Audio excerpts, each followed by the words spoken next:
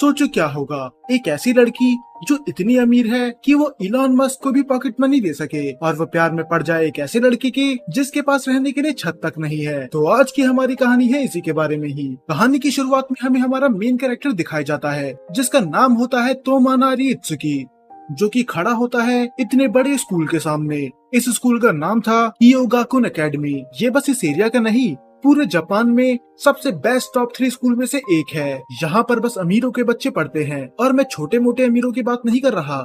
मेरा अमीरों से मतलब है जो कि लेवल के है प्राइम मिनिस्टर और कई बड़ी कंपनीज के हेड के बराबर। गरीब लोगों को तो यहाँ पर एंट्री भी नहीं मिलती। पर आप सोच रहे होंगे कि मैंने तो कहा था इसके पास रहने के लिए छत तक नहीं है, तो आखिर इसने ये स्कूल अफोर्ड करा कैसे? तो ये हमें पता चलेगा आगे जाके। तब हमारा मेन कैरेक्टर इत्सुकी आसपास देखने लग जाता है, क्योंकि अचानक से सब लोग बातें करने लगे थे, क्योंकि वहाँ पर आ चुकी थी स्कूल की प्रिंसेस कोनोहाना हिनाको। ये पूरे स्कूल में सबसे ज्यादा अमीर है, और बस अमीर नहीं, ये सबसे ज्यादा पॉपुलर भी है। इतनी पॉपुलर कि इसके आते ही सारी नजरें इसके ऊपर आ जाती हैं। सब लोग उसी के बारे में बात कर रहे होते हैं कि आखिर ये इतनी सुंदर कैसे है। सच में वो लड़का तो बहुत लकी होगा जो इसके साथ रहेगा। तब इत्सुकी अपने मन में बोलता है, इन लोगों को इसकी सच्चाई नहीं पता, ये वैसी नहीं है जैसी ये दिखाती है। तो आखिर इत्सुकी को ऐसी क्या सच्चाई पता है? पर तभी उसके पास आती है हिनाको, और वो उससे बोलती है, आखिर तुम्हें क्या हो गया? तुम इधर खड़े खड़े क्या सोच रहे हो? तुम्हें क्लास में नहीं चलना? आज हमारा स्कूल का पहला दिन है, तो हमें लेट नहीं होना चाहिए। और फिर वो अपने सपनों की दुनिया से उठ जाता है, और वो चलने लग जाता है उसके पीछे। और स्कूल के सारे बच्चे हैरान थे कि हिनाको-सान इस लड़के को जानती है। ये तो दिखने में अमीर भी नहीं लग रहा, आखिर ये है कौन? अब आपकी और मेरी तरह भी वो सब बच्चे भी कंफ्यूज थे कि आखिर इतनी अमीर लड़की इससे बातें क्यों कर रही है। तो ये चीज एक्सप्लेन करता है हमें खुद इत्सुकी ही। वो अपने मन में सोचता है कि अगर कुछ दिनों पहले खुद भगवान आके भी मुझसे कहते कि मेरी जिंदगी इस तरह बदल जाएगी, तो मैं उन पे भी यकीन नहीं करता। पर जो मेरे साथ कल हुआ वो एक सपने की तरह है। मुझे लगा नहीं था कि मैं इन लोगों का हिस्सा बन पाऊंगा और निकल पाऊंगा उस नर्क से। फिर हमें कल की स्टोरी दिखाई जाती है, जहाँ पर इत्सुकी रोड तोड़ने का काम कर रहा होता है। इसकी उम्र अभी 16 साल ही है, पर ये फिर भी बहुत ज्यादा मेहनत करता है। तब उसका कॉन्ट्रैक्टर उसे बोलता है कि आज से तुम्हारा काम खत्म हो चुका है, हमने सारी सैलरी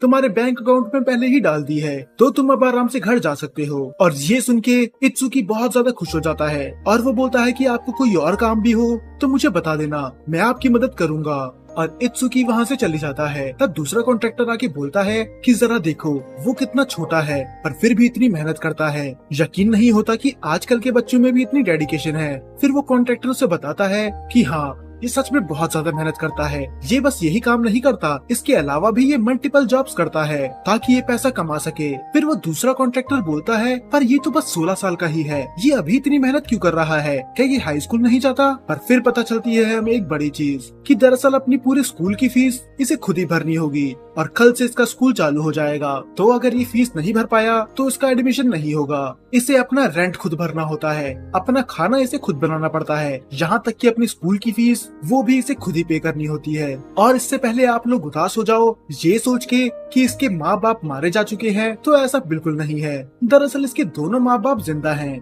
बस फर्क इतना है वो शराबी और जुआरी हैं। तो वो सारा पैसा खुद ही उड़ा देते हैं और इसके लिए कुछ नहीं बचता, तो उसे सारा काम खुद ही करना पड़ता है। पर फिर भी ये खुश रहता है क्योंकि कल से ये हाई स्कूल जा पाएगा। फिर वो घर के अंदर जाता है और वो देखता है कि उसके मॉम डैड तो कहीं आसपास है ही नहीं, क्या पता कहीं पी के सो गए होंगे। पर वो देखता है एक लेटर, उसमें ज्यादा कुछ नहीं लिखा होता, बस लिखा होता है सिया। इसका मतलब वो कुछ दिनों तक घर के बाहर रहेंगे, शायद कहीं वो घूमने जा रहे हैं। पर वो खुश होता है, चलो कम से कम कुछ दिनों तक घर में शांति तो रहेगी। पर जरा रुको, उनके पास इतने पैसे आए कहाँ से कि वो घूमने के लिए जा पाए? और बेचारे के शरीर से उसकी आत्मा निकल जाती है और वो चेक करता है अपनी बैंक बुक, जो वहाँ पर नहीं होती। इसका मतलब इसके मॉम डैड इसके सारे पैसे लेके भाग गए और अब बेचारे इत्सुकी के पास बस होते हैं 200 येन, जो कि इंडियन रुपीज में होते हैं 118 रुपए। अब इतने पैसों में ये कैसे ही सरवाइव कर पाएगा? और उसने कल पूरी रात इतनी मेहनत करी थी कि अब तो उसे भूख तक लगने लग जाती है। और तब वो देखता है आगे दो लड़कियों को, जो कि होती हैं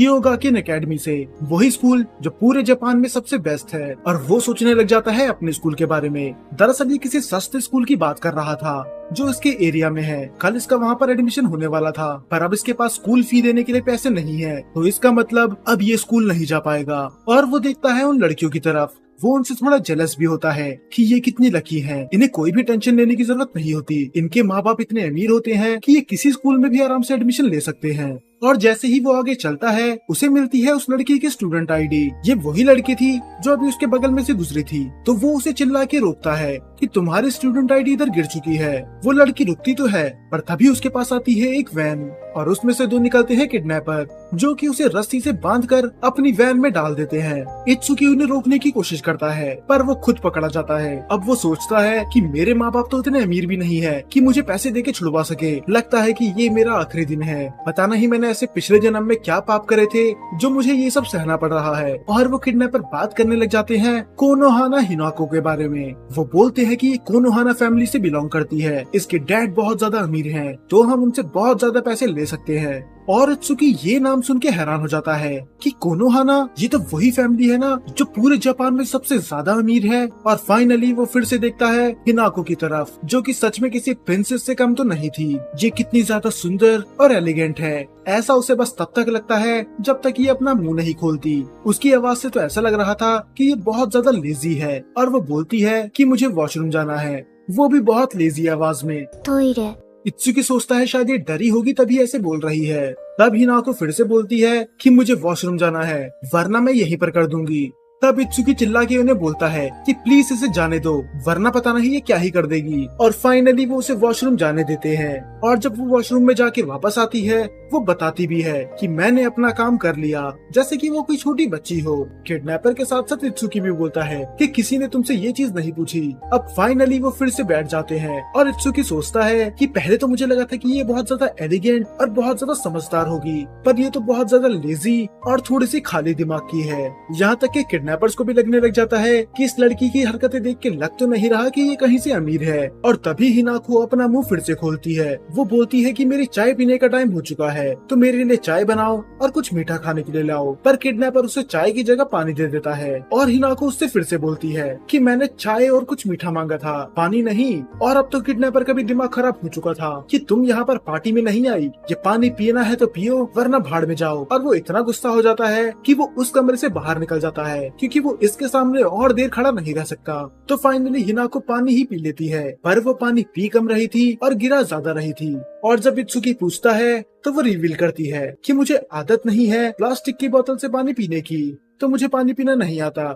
अब इत्सुकी और सोचता है कि मैं इससे जितनी ज्यादा बातें कर रहा हूँ मुझे पता लग रहा है कि ये कितनी ज्यादा बेवकूफ है। वो बोलता है कि पानी की बोतल मुझे दो, तुम्हें मैं पिला देता हूँ, वरना ऐसा तो तुम सारा पानी बर्बाद कर दोगी। अब उसने अपनी पूरी जगह गीली कर दी थी तो वो उसे अपने पास बुलाता है और वो चलते चलते ही गिर जाती है और उस बेचारी के सर पे चोट भी लग जाती है। वो उसकी सर की चोट देखता है और वो बोलता है कि आखिर तुम इतनी बेवकूफ कैसे हो सकती हो, भला चलते चलते भी कोई गिरता है। तो फाइनली थोड़ी देर बाद हिनाको उससे पूछती है उन लोगों ने मुझे किडनैप तो इसलिए करा है क्योंकि उन्हें पैसे चाहिए, पर उन्होंने तुम्हें क्यों पकड़ा? तब वो बोलता है कि मैं गलत समय पे गलत जगह पर था, मैं तो बस तुम्हारा आईडी पास तुम्हें लौटाने आया था और इसीलिए उन्होंने मुझे भी पकड़ लिया। तब वो अपनी स्टूडेंट आईडी लेती है और उसमें एक बटन प्रेस करती है और वो बोलती है अब टेंशन मत लो, कुछ ही देर बाद हमें कुछ लोग बचाने आ जाएंगे। और वो बोलती है कि जब तक वो लोग आएंगे क्या मैं तुम्हारी लैब पे अपना सर रख के सो सकती हूँ, मुझे बहुत ज्यादा नींद आ रही है और ये जगह बिल्कुल भी कंफर्टेबल नहीं है। इत्सुकी शर्मा जाता है क्योंकि आज से पहले किसी लड़की ने उससे ऐसा नहीं बोला और उसे लगता है कि ये बेचारी पक्का डरी हुई होगी, तो वो उसे अपनी लैब पे सर रख के सोने देता है। और सोने के मामले में ये बिल्कुल नोबिता थी, ये जहाँ पर भी लेटती वहाँ पर सो जाती, पर आज इसे नींद नहीं आती तो वो उससे बोलती है लोरी सुनाने के लिए। और अगर लोरी नहीं सुनानी कोई मुझे कहानी ही सुना दो। पर इससे पहले वो स्टोरी स्टार्ट भी करता वो सो जाती है। पर तभी बहुत सारे गार्ड्स बाहर आ जाते हैं, उन्होंने जगह को चारों तरफ से घेर लिया था और थोड़ी देर सोने के बाद वो उठ जाती है क्योंकि उसे बाहर बहुत तेज की आवाज आ रही थी। अब गार्ड्स को भनक हो चुकी थी कि लोग इन्हें पकड़ने आ गए, तो वो हिनाको को टारगेट करने की कोशिश करते हैं, पर इत्सुकी आ जाता है उसके सामने। वो बोलता है कि अगर तुम्हें इसे छूना भी है तो तुम्हें पहले मुझसे गुजरना होगा। और इत्सुकी उसे बोलता है कि चिंता मत करो, मैं तुम्हें एक खरोच भी नहीं आने दूंगा। हिनाको हैरान थी कि आखिर ये अपनी जान खतरे में क्यों डाल रहा है। तब इत्सुकी बोलता है मेरी जिंदगी बिल्कुल खराब है, ना मेरे पास पैसे हैं, ना ही मैं अच्छे स्कूल जा सकता हूँ, पर तुम अपनी लाइफ में बहुत कुछ कर सकती हो, तो तुम्हारी लाइफ मुझसे ज्यादा इम्पोर्टेंट है। और ये बाकी एनिमे गर्ल की तरह रोने धोने नहीं लग जाती, ना ही ये तुरंत ही उसके प्यार में पड़ जाती है। ये तो अभी भी अपनी लेजी वॉइस यूज कर रही थी, सच में ये नोबिता ही है। वो बोलती है कि तुम बहुत अच्छे इंसान हो, तुम में से अच्छी खुशबू भी आती है और तुम्हारी लैब भी बहुत ज्यादा कंफर्टेबल है, तो मुझे उधर सोने में मजा आया। अब वो उसे आगे अपनी बात बताती है कि मेरे कई केयर टेकर्स चेंज हो चुके हैं। हाँ, वो मेरा अच्छा ख्याल रखते हैं, मेरी हर विश पूरी करते हैं, पर वो मेरे साथ दोस्तों की तरह नहीं रहते। वो मुझे ऐसा ट्रीट करते हैं कि जैसे मैं कहीं की महारानी हूँ, जो कि ये है। पर तुम अलग हो, तुम मुझे वैसे ही ट्रीट करते हो, तुम मुझे वैसे ट्रीट कर रहे हो मानो कोई मैं नॉर्मल इंसान हूँ। और फाइनली वो एक दूसरे का अपना नाम बताते हैं। तब वो बोलती है कि इत्सुकी, तुम वही हो जो मैं ढूंढ रही थी, अब मैं तुम्हें फाइनली बना लूंगी अपना। अब इससे पहले वो अपना सेंटेंस कंप्लीट करती, वहाँ पर कोई स्मोक ग्रेनेड फेंक देता है और एक पूरी आर्मी वहाँ पर आके अटैक कर देती है और वो किडनैपर के साथ साथ इत्सुकी को भी पकड़ लेते हैं। और वहाँ पर आती है एक मेड जिसका नाम होता है शिरोनी सुजुने। वो बोलती है ये तीसरा लड़का कौन है, हमें अपनी टीम से पता चला था कि किडनैपर बस 2 ही हैं। पर तब हिनाको बोलती है कि ये लड़का किडनैपर नहीं है, दरअसल इसने मेरी जान बचाई और वो अभी भी बिल्कुल लेजी थी। अब शिजुने उससे माफी मांगती है कि हमें आने में थोड़ी देर हो गई और वो उसे डांटती तो नहीं पर उसे थोड़ा समझाती है कि मैंने आपको मना करा था कि अकेले बाहर मत जाया करो, ऐसे कई लोग हैं जो पैसों के लिए आपको यूज कर सकते हैं। पर हिनाको बोलती है कि मुझे पसंद नहीं आता कि वो गार्ड्स मेरे 24 घंटे आसपास घूमते रहते हैं। तब शिजुने बोलते हैं कि बाकी बात हम घर जाके कर लेंगे। पर जाने से पहले हिनाको बोलती है कि ये लड़का उस काम के लिए सही है, इसे भी घर लेके चलो। और इत्सुकी जो हैरान था ये आखिर किस काम की बात कर रही है, तो गाड़ी में बैठ के वो जाते हैं उसके घर और हिनाको वो अभी भी उसके बगल में बैठ के सो रही थी। पता नहीं इस लड़की की नींद पूरी कब होगी। और शिजुने बोलती है कि हैरानी की बात है, हमारी हिनोका कभी किसी पे ऐसा भरोसा नहीं करती और अपने स्पाई की मदद से शिजुने सारी इन्फॉर्मेशन निकाल देती है। वो बोलती है तुम्हारा पूरा नाम है तोमानारी इत्सुकी, तुम 16 साल के हो, तुम्हें स्कूल में एडमिशन चाहिए था तो तुमने बहुत महीनों तक दिन रात मेहनत करी, पर तुम्हारे पेरेंट्स सारा पैसे लेके भाग गए, तो अब ना तो तुम्हारे पास स्कूल की फीस भरने के लिए पैसे हैं और ना ही घर का रेंट पे करने के लिए। तो तुम्हारा मकान मालिक तुम्हें लात मार के घर से बाहर निकाल देगा। और ये चीज तो इत्सुकी को अब याद आती है कि इसने इसके बारे में तो सोचा ही नहीं।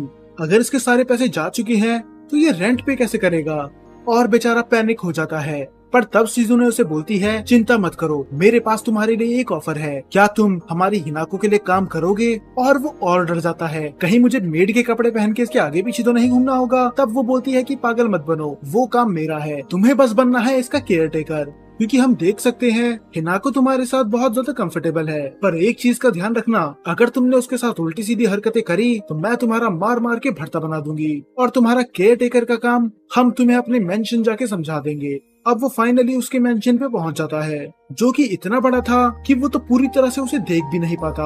और ये उनका पहला घर तो था भी नहीं, ये था उसका सेकंड होम, जहाँ पर मेनली बस हिनाको ही रहती है। सभी मेड और बटलर उसके सामने आके झुक जाते हैं। वो सच में उसे ऐसा ट्रीट कर रहे थे मानो कि ये कोई क्वीन है। तब शिजुने बताती है कि हिनाको कोनोहाना फैमिली की इकलौती वारिस है, तो इसकी प्रोटेक्शन हमारे लिए सबसे ज्यादा जरूरी है। तब शिजुने उसको लेके जाती है कोनोहाना कागाने के पास, जो कि होते हैं हिनाको के डैड। वो बोलते हैं कि मैंने तुम्हारे बारे में सारी फाइल्स पढ़ ली, तुम्हारा कोई भी क्रिमिनल रिकॉर्ड नहीं है, तो शायद तुम सही इंसान हो मेरी बेटी के केयर टेकर बनने के लिए, क्योंकि मैं देख सकता हूँ कि तुम्हारे साथ वो कितना ज्यादा कंफर्टेबल है। और वो अभी भी सो रही थी। फिर उत्सुकी पूछता है कि आखिर मुझे करना क्या होगा, क्योंकि मुझे केयर टेकर बनने के बारे में बिल्कुल भी नॉलेज नहीं है और आप किसी और को हायर क्यों नहीं कर लेते। तब उसके डैड बोलते हैं तुम्हें तुम्हारे सारे जवाब मिल जाएंगे, पहले ये वीडियो देखो। और वो वीडियो होती है हिनाको के बारे में। उस वीडियो में हिनाको की लाइफ दिखाई जाती है और वो एक तरह से डॉक्यूमेंट्री होती है उसके स्कूल लाइफ की। वो बहुत ज्यादा सुंदर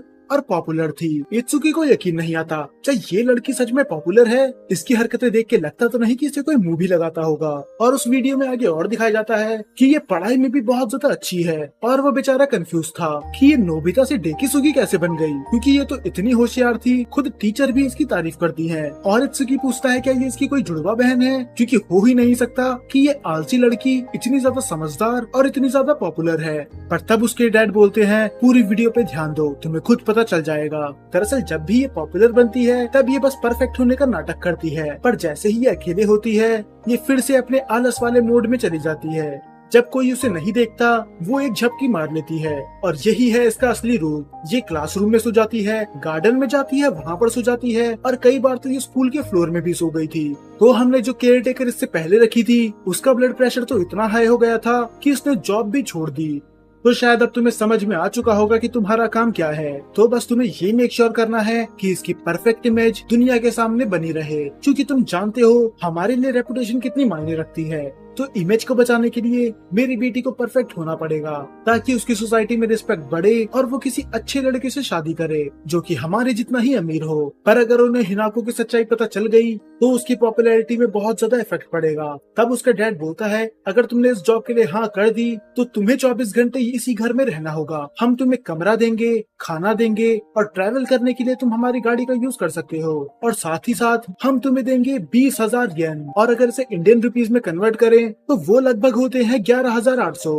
और इत्सुकी हैरान होता है। वो बोलता है कि आप इतने छोटे से काम के लिए मुझे महीने के 20,000 येन देंगे। तब उसका डैड उसे करेक्ट करता है कि किसने कहा कि मैं तुम्हें महीने के 20,000 दूंगा, मैं हर दिन की बात कर रहा हूँ। और अगर उसे हर दिन 20,000 येन मिले तो लगभग इसे एक महीने के मिलेंगे 3,50,000 रूपए के आसपास। और बेचारा वो तो कंफ्यूज हो जाता है। वो अपने मन में बोलता है कि मैं तो इनसे ये बोलने वाला था कि मैं 4,000 रूपए से नीचे में काम नहीं करूंगा, पर ये तो महीने का मुझे 3,50,000 से ऊपर दे रहे हैं। और वो इतने पैसे सुन के तो कुछ बोल ही नहीं पाता। तो उसके डैड को लगता है कि ये पैसे उसे कम लग रहे हैं। फिर वो बोलते हैं, चलो ठीक है, 20,000 तुम्हें कम लग रहे हैं तो मैं तुम्हें दूंगा 50,000 येन। और इसे अगर हर दिन 50,000 येन मिले तो वो महीने के हो जाते हैं कम से कम 9 लाख रुपए। पर इत्सुकी को इतने सारे पैसे की भी जरूरत नहीं थी, क्योंकि वो इतने पैसे लेके जाएगा कहाँ पर। तो वो बोल देता है, ठीक है कि मैं पर डे 20,000 येन लेने के लिए तैयार हूँ, तो मुझे काम पे कब से आना है। और वो बोलते हैं, वैसे दिन तो तुम्हारा कल से चालू होगा, पर तुम आज से ही हमारे साथ रहोगे, क्योंकि मेरी बेटी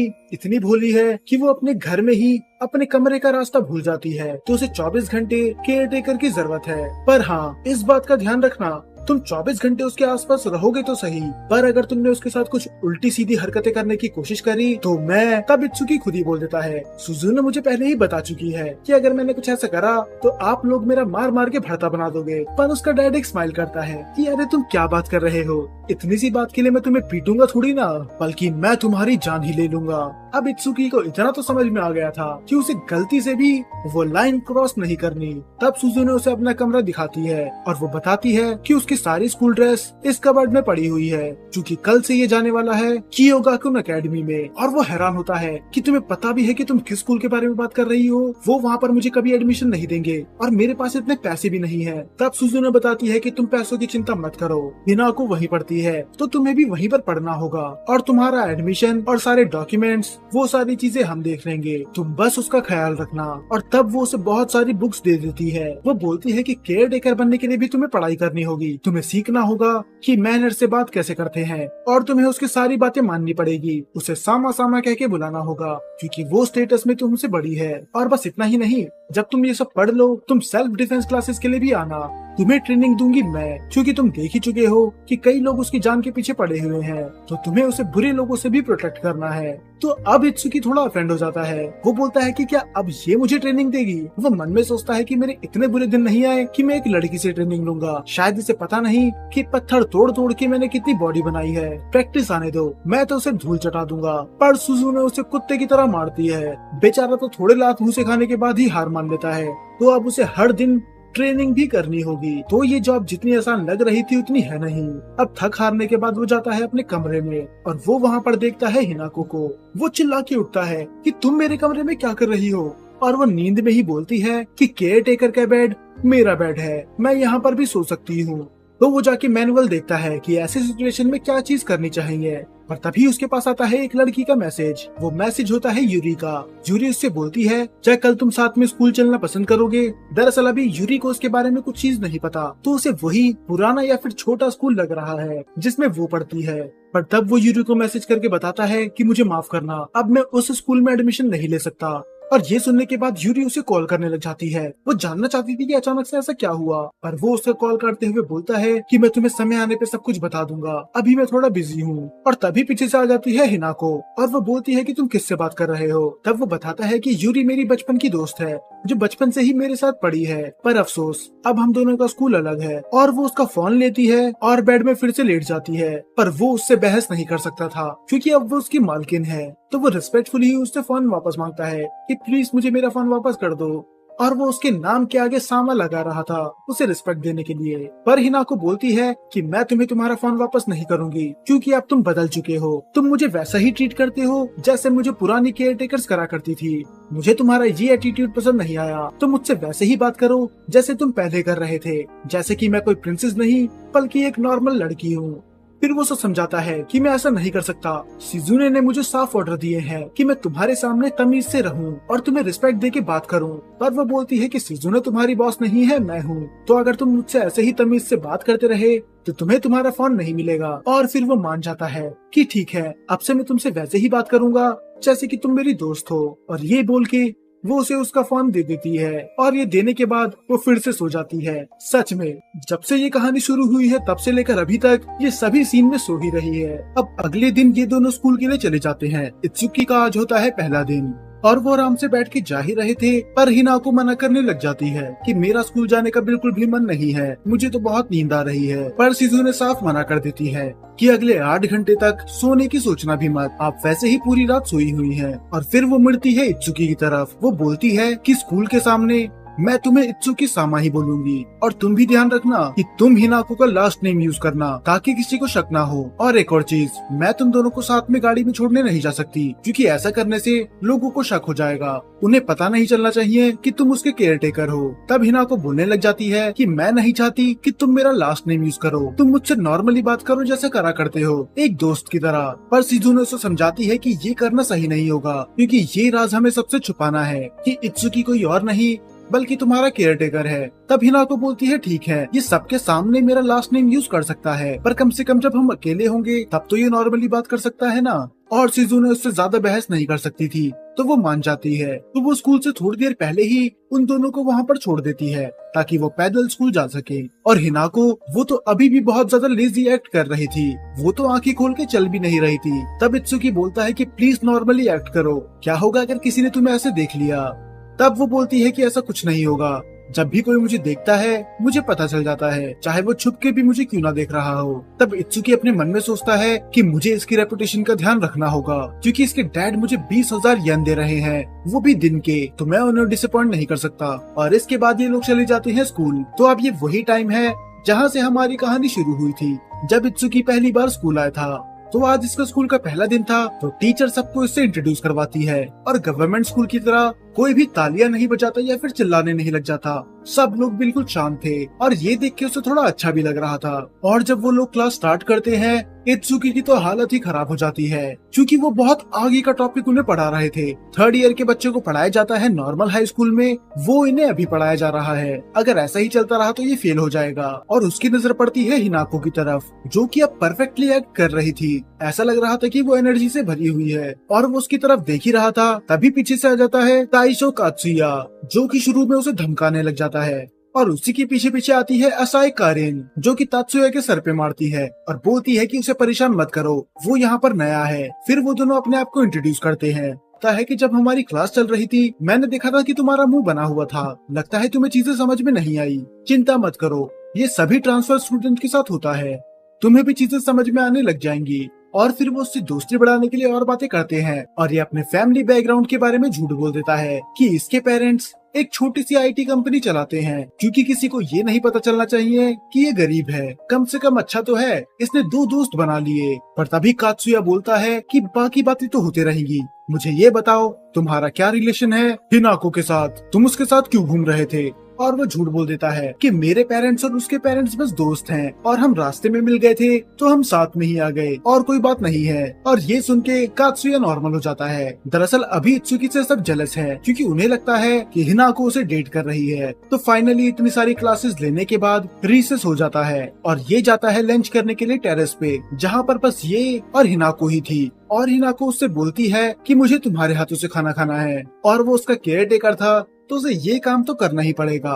पर वो यहाँ तक नहीं रुकती, वो बोलती है कि अब तुमने मुझे खिलाया अब मैं भी तुम्हें खिलाऊंगी। बेचारा इत्सुकी तो ये सोच रहा था कि अगर कात्सुया ने उसे ये करते हुए देख लिया तो वो तो उसकी जान ही ले लेगा। तब इत्सुकी उससे एक सवाल पूछता है उसकी प्रीवियस केयर टेकर्स के बारे में। तब वो बोलती है कि मेरे केयर टेकर ज्यादा दिन तक नहीं टिकते, जो पिछली वाली थी वो तो बस 2 हफ्ते के लिए टिकी थी और उससे पहले वाली 3 हफ्ते तक, और पूरे लाइफ टाइम में सबसे ज्यादा जो मेरे साथ केयर टेकर रुकी है वो रुकी है बस 1 मंथ के लिए। तब इत्सुकी थोड़ा हैरान होता है। वो बोलता है कि कोई इतनी अच्छी अपॉर्चुनिटी क्यों छोड़ेगा, क्योंकि यहाँ पर रहने के लिए घर मिलता है, 3 टाइम का खाना और ऊपर से 20,000 येन पर डे। तो कोई इतनी अच्छी नौकरी पे लात क्यों मारना चाहेगा।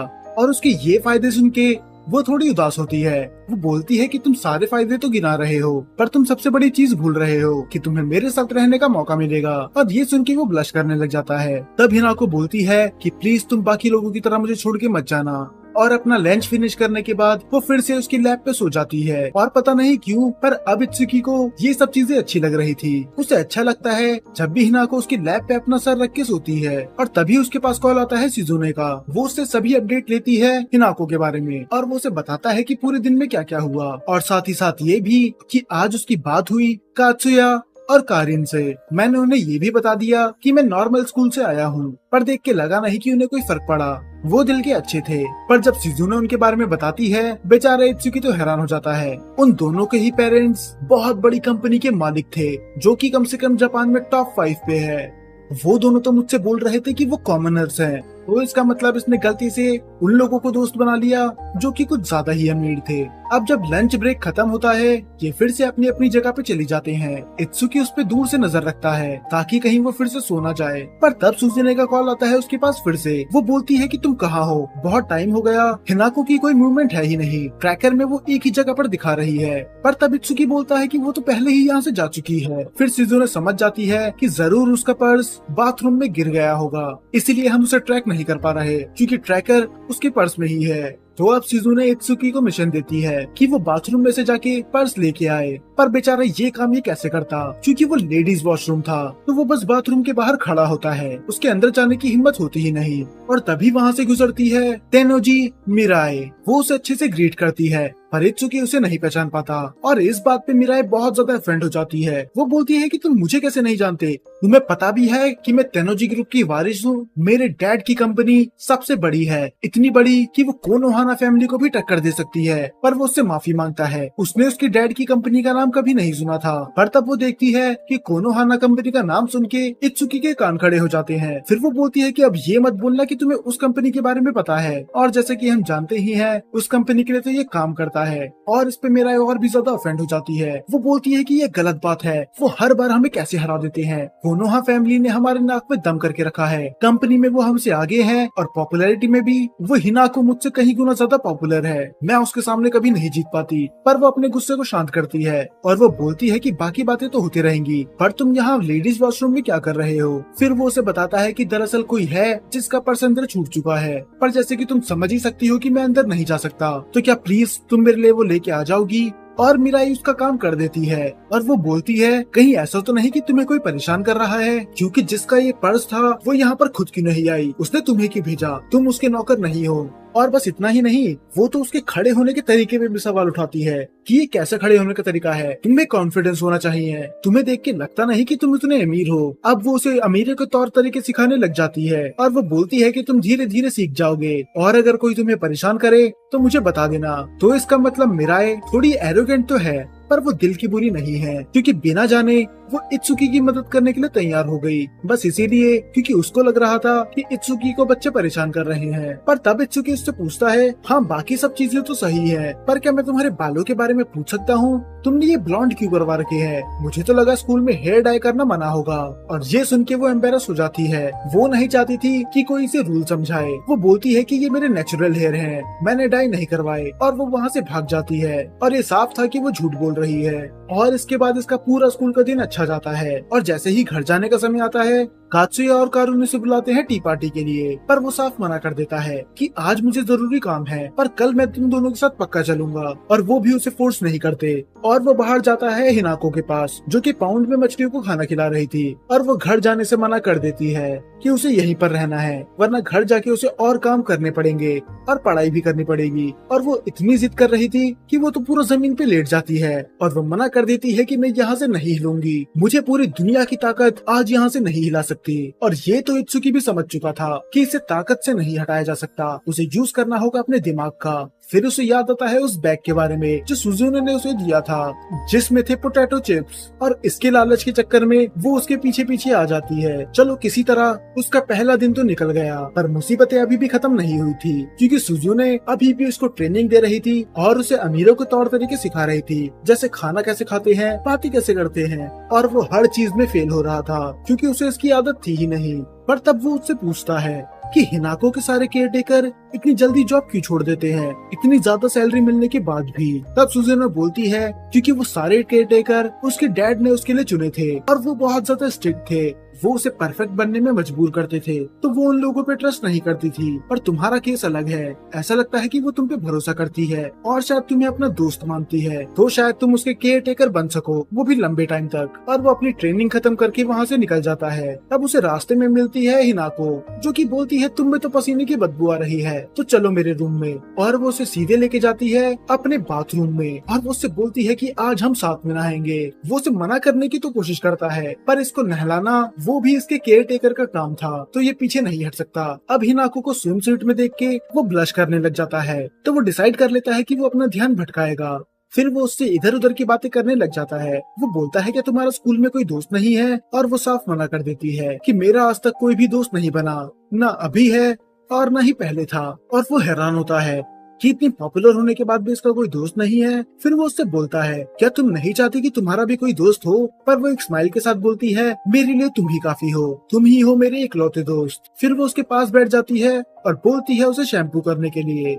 फिर वो उससे एक सवाल पूछता है कि तुमने मुझे ही अपना केयर टेकर क्यों चुना, क्योंकि बाकी लोग मुझसे ज्यादा अच्छा काम कर लेते। तब वो एक स्माइल करती है और बोलती है ऐसा इसीलिए क्योंकि तुम सारे काम आराम से कर लेते हो, तुम ज्यादा सवाल जवाब नहीं करते और मेरी सब बात मान लेते हो। पर इत्सुकी को पता था कि ये बात सच नहीं है, क्योंकि ये काम उसके पहले वाले केयर टेकर्स भी कर सकते थे। जरूर इसके पीछे कोई और रीजन है, पर वो उसको फोर्स नहीं करता। तब हिनाको बोलती है कि मुझे बहुत ज्यादा गर्मी लग रही है, मैं यूजुअली जब नहाती हूँ तो मैं ये सब स्विम सूट नहीं पहनती, वो तो शिजुना ने मुझसे कहा था ये पहनने के लिए जब मैं तुम्हारे साथ यहाँ पर हूँ। और ये सुन के वो हैरान था। जरा रुको, तो क्या शिजुना को पता है कि हम दोनों साथ में यहाँ पर है? और वो देखता है गेट की तरफ, जहाँ पर सुजुने उसे एक भूखे शेर की तरह देख रही थी। इसका मतलब अगर ये कोई भी उल्टी सीधी हरकतें यहाँ पर कर देता तो सुजुने तो उसे कच्चा ही चबा देती। अब अगले दिन कारिन और इत्सुकी ऐसे ही बैठे होते हैं और वो देखते हैं एक लड़की को जो बैडमिंटन खेल रही थी। वो बहुत ज्यादा एरोगेंट और बहुत ज्यादा गुस्से वाली थी। वो अपने अपोनेंट पे बिल्कुल भी रहम नहीं दिखा रही थी। फिर कारिन बताती है कि इसका नाम है मियाकोजिमा नारिका। ये हमारे पूरे स्कूल में सेकंड नंबर पे सबसे ज्यादा पॉपुलर है। अगर हमारे स्कूल में हिनाको-सान नहीं होती तो यही होती हमारी क्वीन। लोग इसे पसंद तो करते हैं पर सभी इससे डरते हैं। इत्सुकी हैरान था, वो इससे क्यों डरेगा। फिर वो बताती है कि ये सबको ऐसी नजरों से देखती है मानो ये उन सबसे चढ़ती हो। ये अपने आप को बहुत ज्यादा सुपीरियर समझती है। अगर कोई इससे हाय हेलो भी करने आता है तब भी इसका मुंह बन जाता है। और मैंने तो ऐसा भी सुना है कि ये यकूजा फैमिली से है। इसका मतलब इसके परिवार वाले लोग माफिया हैं। और इत्सुकी नारिका को इग्नोर कर रहा था, पर फाइनली वो दोनों टकरा ही जाते हैं। इत्सुकी अपना मुंह छुपा छुपा के वहाँ से जा रहा था, पर नारिका उसे रुकने के लिए बोलती है। वो बोलती है कि तुम इत्सुकी हो ना, और वो साफ इनकार कर देता है कि मैं इत्सुकी नहीं हूँ। पर नारिका आके उसे टैकल कर देती है और उसे पिन कर देती है ग्राउंड में। और वो बोलती है कि मुझे पता था कि ये तुम ही हो, और वो बुरी तरह से रोने लग जाती है। और वो कहती है कि मैंने तुम्हें बहुत ज्यादा याद करा, मैं हर दिन तुम्हें याद करती हूँ। तो इसका मतलब इत्सुकी इस लड़की को जानता है। फिर हमें दिखाया जाता है एक फ्लैशबैक, और ये चीज तो मैं कहानी की शुरुआत में ही बता चुका हूँ कि इसके मॉम डैड 24 घंटे लड़ते रहते हैं। पर कई साल पहले एक ऐसा दिन आया था जब उन दोनों का डिवोर्स होने वाला था। इसकी मॉम इसको लेके वहाँ से चली गई थी, और उसकी मॉम के खानदान में से भी ज्यादा लोग बचे नहीं थे या फिर उसे पसंद नहीं करते थे। तो ये जाते हैं उसकी लेट ग्रैंड मदर की फैमिली के पास। पर वहाँ पर इत्सुकी और उसकी मॉम को देख के कोई भी खुश नहीं था। उन सबको परवाह थी नारिका की, क्या होगा अगर इत्सुकी ने उसे बिगाड़ दिया। और वहीं पर पहली बार मिलता है इत्सुकी नारिका से, जो अंदर बहुत ट्रेनिंग कर रही थी। वो बचपन से ही बहुत ज्यादा स्ट्रॉन्ग थी। और अगर आप आगे कंफ्यूज ना हो जाओ तो ये मैं अभी क्लियर कर देता हूँ, ये दोनों फर्स्ट कजन नहीं है। दरअसल जो इत्सुकी की ग्रैंड मदर की सिस्टर थी नारिका, उनकी फैमिली से बिलोंग करती है, तो इनका रिश्ता बहुत ज्यादा दूर का है। हम ये कह सकते हैं कि ये दोनों सेकंड कजन है। खैर अभी यहाँ पर पहली बार मिलते हैं नारिका और इत्सुकी, और नारिका तो उसे अभी से सुनाने लग जाती है। वो बोलती है कि तुम मुफ्त की रोटियां तोड़ने इधर आ गए, पर चिंता मत करो, मैं तुम्हें जॉब दे दूंगी। तुम्हें बनना पड़ेगा मेरा केयर टेकर, तुम्हें मेरी प्रोटेक्शन करनी होगी। इत्सुकी सोचता है भला इसको किसकी प्रोटेक्शन की जरूरत है, ये तो खुद इतनी ज्यादा खतरनाक है। पर नारिका वैसी नहीं थी जैसा वो दिखाती है। दरअसल वो छोटी छोटी चीज से डर जाती थी। वो कीड़ों से डरती थी। जब उसके डैड उस पर चिल्लाते थे वो तब रोने लग जाती थी, और वो हर बार भाग के जाती थी इत्सुकी के पास, क्योंकि उसे पता था इत्सुकी उसे हर बार प्रोटेक्ट करेगा। वो जब भी रोती वो उसका प्यार से सर पेट करता ताकि उसे अच्छा फील हो। और फिर इत्सुकी को पता चलता है उसके बारे में। दरअसल नारिका बिल्कुल भी एरोगेंट या फिर गुस्सैल लड़की नहीं है। दरअसल उसे अपने इमोशंस दिखाने नहीं आता, क्योंकि उसने बचपन से होम स्कूल में ही पढ़ा है। वो कभी किसी से मिली जुली नहीं है, तो उसे पता नहीं होता कि अपने इमोशंस कैसे दिखाएं। हाँ, वो चाहे दिखने में खतरनाक है, पर वो हर छोटी छोटी चीज से डरती है, क्योंकि वो आज तक घर से बाहर कभी निकली नहीं है अकेले। तब इत्सुकी बोलता है चलो ठीक है, तुम्हें मैं लेके जाता हूँ, और चिंता मत करो, तुम्हें याद है ना कि मैं तुम्हारा केयर टेकर हूँ, मैं तुम्हें कुछ नहीं होने दूंगा। तो इत्सुकी उसे पूरा शहर घुमाता है, और नारिका बहुत ज्यादा खुश थी, क्योंकि वो कभी भी अकेले बाहर नहीं आई थी। वो जगह जगह घूमती है, जगह जगह खाना खाती है। उसे हर वो छोटी चीज करने में मजा आ रहा था जो बाकी लोगों के लिए नॉर्मल थी। पर अफसोस ये खुशी ज्यादा दिन तक नहीं टिकती। ये बात पता चल जाती है नारिका के फादर को, और वो इत्सुकी को बहुत ज्यादा डांटते हैं, इसीलिए क्योंकि वो उनकी बेटी को बिगाड़ रहा है। और इनकी पनिशमेंट होती है ये कि वो इत्सुकी को और उसकी मॉम को वहाँ से बाहर निकाल देते हैं, और उनसे बोलते हैं कि कभी भी यहाँ पर लौट के मत आना। और नारिका का तो बहुत बुरा हाल था, क्योंकि इत्सुकी उसका पहला दोस्त था, और वो उससे दूर नहीं होना चाहती थी। पर वो उससे वादा करती है। वो बोलती है कि इत्सुकी, मैं तुम्हारी तरह ही स्ट्रॉन्ग बनूंगी, मैं वादा करती हूँ, हम फिर मिलेंगे।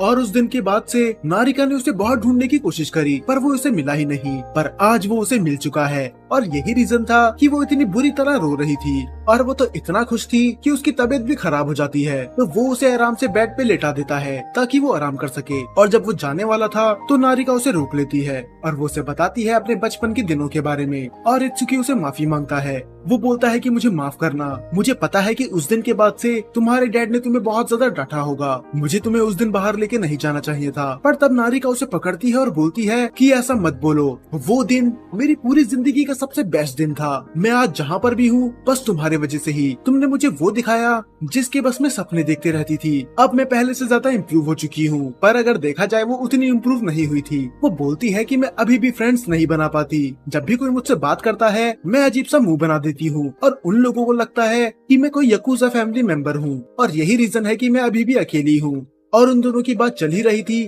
पर तभी वहाँ पर कॉल आ जाता है शिजुने का। शिजुने उससे बोलती है कि तुम हिनाको से इतनी दूर क्यों खड़े हुए हो, जल्दी उसके पास जाओ और चेक करो कहीं वो सो तो नहीं गई। और वो जा रहा होता है, पर नारिका उसे फिर से रोक लेती है, और वो बोलती है कि आखिरकार तुम मुझसे इतना भाग क्यों रहे हो, क्या तुम मुझे अब पसंद नहीं करते। पर इत्सुकी उसे समझाता है कि ऐसा कुछ नहीं है, वो बस थोड़ा बिजी है। फिर नारिका बोलती है कि प्लीज मेरा सर पेट करो, जैसे तुम पहले करा करते थे जब भी मैं उदास होती थी। और वो ऐसा कर देता है ताकि उसको अच्छा फील हो। पर तभी वहाँ पर आ जाती है हिनाको, जिसके चेहरे पे तो स्माइल थी, पर वो अंदर से बहुत ज्यादा जेलस थी। तब इत्सुकी समझाता है कि ऐसा कुछ नहीं है, दरअसल नारिका लॉबी में बेहोश हो गई थी, तो मैं इसको यहाँ पर लेके आ गया। तब हिनाको बोलती है अच्छा, तो क्या उसके सर पे भी चोट लगी थी जो तुम उसका सर सहला रहे हो। वो बहुत ज्यादा जेलस थी। तब नारिका सच बता देती है कि दरअसल इत्सुकी और मैं एक दूसरे को बचपन से जानते हैं, और इत्सुकी मेरा केयर टेकर है, तभी वो मेरा सर सहला रहा है। पर फिर उन दोनों के बीच में आ जाती है हिनाको, और वो बोलती है कि वो बात अब पुरानी हो चुकी है, अगर तुम्हें नहीं पता तो अब इत्सुकी मेरा केयर टेकर है। और इत्सुकी हैरान था आखिरकार इसने ये बात इसको क्यों बताई, क्योंकि ये तो एक सीक्रेट था। और ये बोलने के बाद वो दोनों वहाँ से चले जाते हैं। तब इत्सुकी उससे पूछता है कि तुमने उसे क्यों बता दिया, तुम्हें याद है ना शिजुने ने मना करा था कि ये किसी को भी पता नहीं चलना चाहिए। पर तब हिनाको बोलती है कि मैं उस लड़की को बताना चाहती थी कि तुम उसके केयर टेकर अब नहीं हो, तो अच्छा रहेगा कि तुम उससे दूर ही रहो, क्योंकि मैं नहीं चाहती कि तुम किसी और का सर पेट करो। अब इत्सुकी सोचने लग जाता है कि ये इतनी जेलस क्यों है। जब ये उस दिन यूकी से बात कर रहा था इसने तब भी इसका फोन ले लिया था, कहीं ऐसा तो नहीं हिनाको इससे प्यार करती है। पर वो खुद ही बोलता है कि ऐसा नहीं हो सकता, ये तो इतनी अमीर और पॉपुलर है, भला ये मुझे पसंद क्यों करेगी। पर असली मुसीबत तो अब आनी थी, क्योंकि इनने नारिका को सब कुछ बता दिया तो अब शिजुने इन्हें बहुत बड़ा लेक्चर देगी। और ये दोनों डरे हुए थे। हिनाको ने तो इत्सुकी को टाइट से हक कर रखा था, क्योंकि वो नहीं चाहती थी कि शिजुने उसे डांटे, पर शिजुने उन्हें थोड़ा सा लेक्चर देने के बाद छोड़ देती है। और अगले दिन कात्सुया और कारिन उसे फिर से पूछते हैं टी पार्टी के लिए, और इस बार वो मना नहीं करता। वो बोलता है ठीक है, मैं स्कूल के बाद तुम्हारे साथ आ जाऊंगा। पर अब प्रॉब्लम ये थी, हिनाको बोलती है कि मुझे भी टी पार्टी में जाना है। ऐसा नहीं था कि उसे टी पार्टी में जाना अच्छा लगता है, दरअसल वो ये बोल रही थी कि जहाँ पर तुम जाओगे मैं भी वहाँ पर जाऊंगी। पर सबसे बड़ी मुसीबत ये थी कि अगर ये हिनाको को साथ में लेके गया तो कात्सुया और कारिन को शक हो जाएगा कि ये इसके इतने क्लोज कैसे है। तो वो ढूंढता है एक लूप होल। वो जाता है नारिका के पास, जो कि उससे थोड़ा नाराज थी, क्योंकि अब इत्सुकी दूसरे लड़की के क्लोज आ चुका है। तब इत्सुकी बोलता है कि क्या प्लीज तुम टी पार्टी में चलोगी,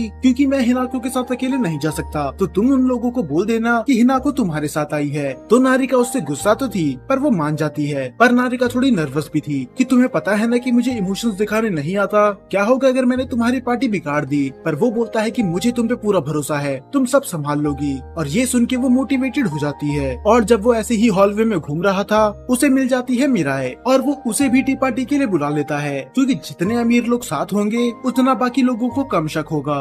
और मिराए भी उसके लिए मान जाती है। और जब वो इन तीनों को टी पार्टी के लिए लेके जाता है, कारिन और कात्सुया तो हैरान थे कि पूरे स्कूल की सबसे 3 पॉपुलर लड़कियां हमारे टेबल पे क्या कर रही हैं। और फिर उस टेबल में वो सभी एक दूसरे को इंट्रोड्यूस करवाते हैं। पर नारिका डरी हुई थी, उसे पता था कि अगर उसने अपना मुंह खोला तो वो अपने वर्ड्स को अच्छी तरीके से नहीं रख पाएगी। पर फिर भी इत्सुकी के लिए वो ऐसा करती है, वो अपने आप को इंट्रोड्यूस करवाती है और वो बोलती है कि तुम सबसे मिलके अच्छा लगा।